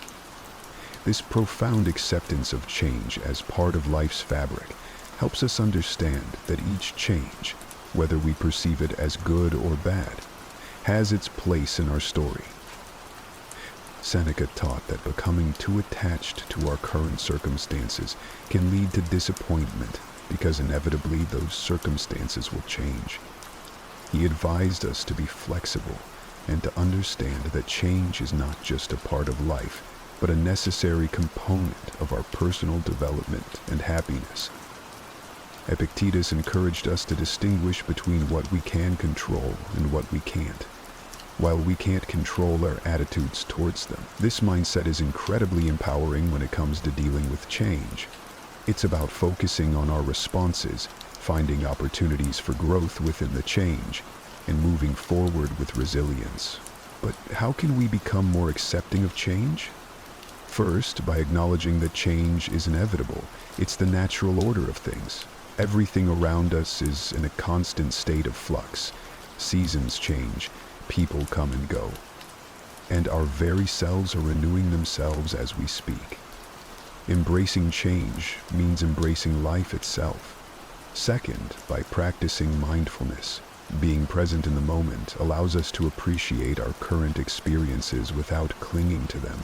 This awareness creates space for acceptance when those experiences inevitably evolve or come to an end. Third, by seeking the lessons in change. Every shift in our lives, no matter how challenging, comes with opportunities to learn and grow. Instead of asking, "Why is this happening to me?" we can ask, "What can I learn from this?" This shift in perspective can turn the challenges of change into stepping stones for personal development. Aristotle spoke about the importance of pursuing a virtuous life as the key to happiness. A part of virtue is adaptability, the ability to navigate life's changes with grace and wisdom. It's about finding balance and harmony within the flux of life. Modern psychology supports this Stoic approach to change.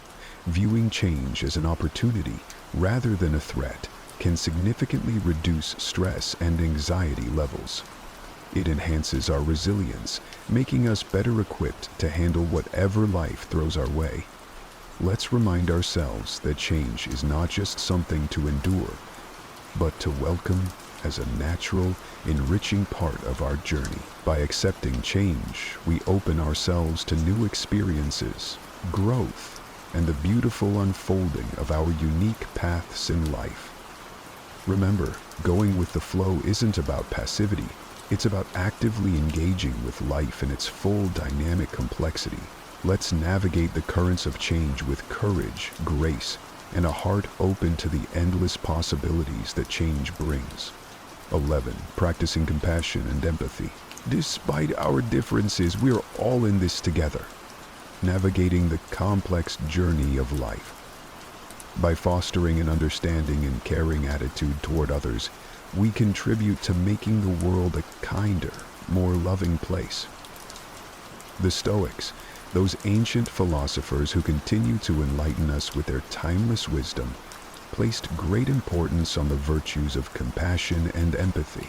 They believed in the interconnectedness of all humans and taught that kindness and understanding toward others are essential aspects of living a virtuous life. Marcus Aurelius, for instance, reminded us that human beings are social creatures by nature, meant to live in harmony and cooperation with one another.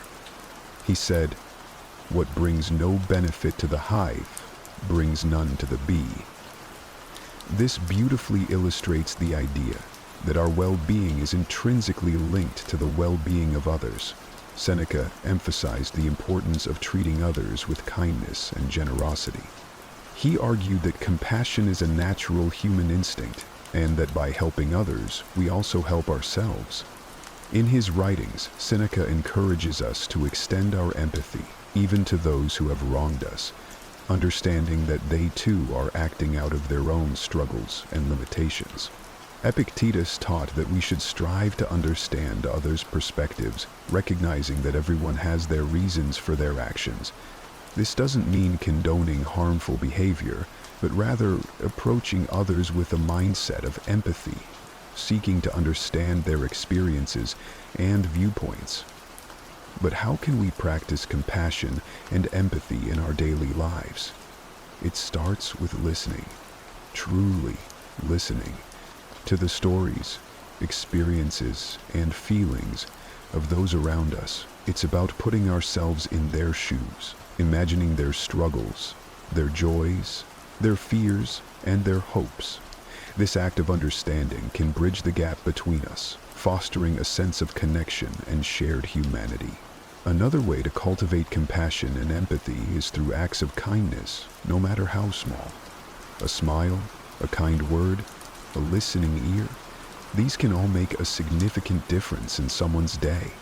By being present and attentive to others, we signal that they matter, that their feelings and experiences are valid and important. Practicing compassion and empathy also means being there for others in times of need, offering support and understanding without judgment. It's about recognizing the value and dignity of every person, regardless of our differences. The ancient philosopher Aristotle spoke about the importance of friendship and the role of empathy in building strong, meaningful relationships. He believed that true friends not only share in each other's joys, but also in their sorrows, supporting each other with empathy and understanding. Modern psychology supports the Stoic emphasis on compassion and empathy, showing that these virtues not only enhance our relationships, but also our own emotional well-being. By caring for others, we foster a sense of belonging, purpose, and happiness in our own lives. Let's remind ourselves that behind every face is a story. Behind every action is a reason.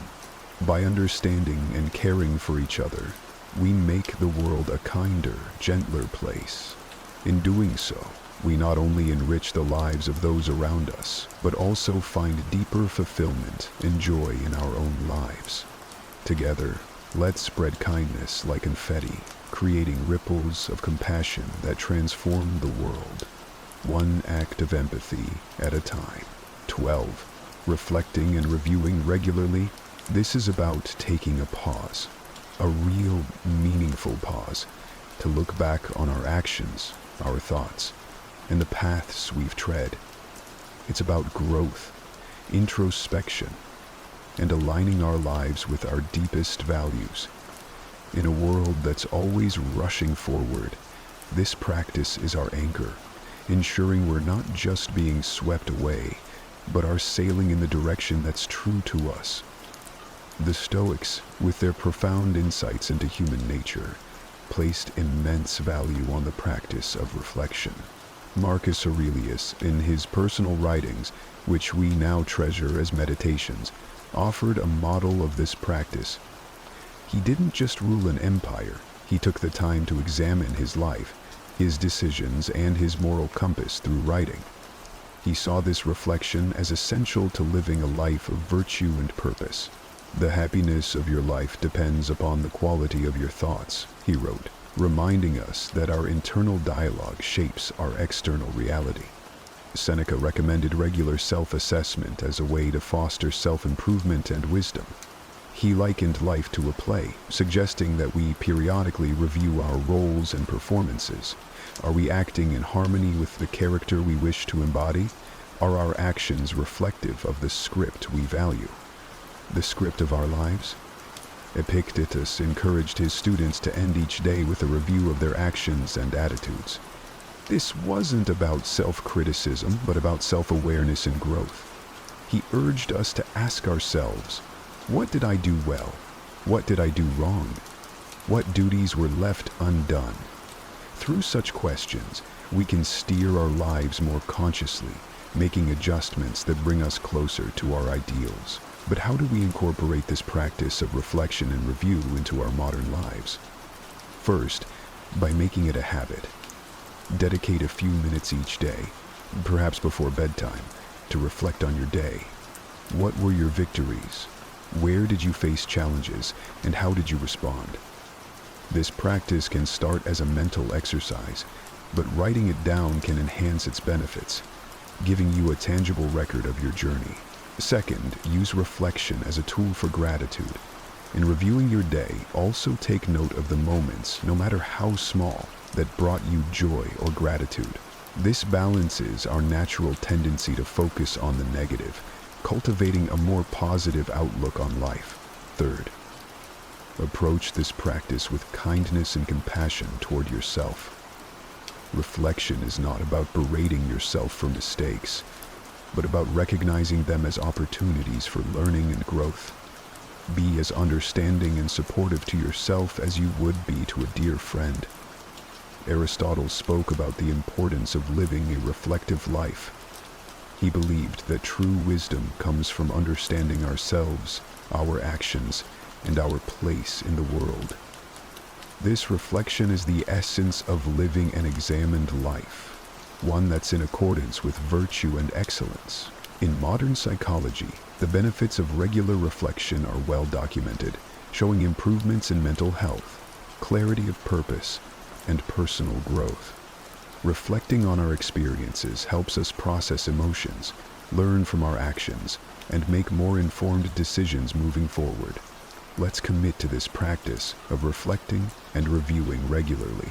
Let it be our guidepost, ensuring that we are not just passively experiencing life, but actively shaping it according to our values. By taking the time to look back, we gain the insight needed to move forward more aligned, more aware, and more in tune with the essence of who we are and who we aspire to be.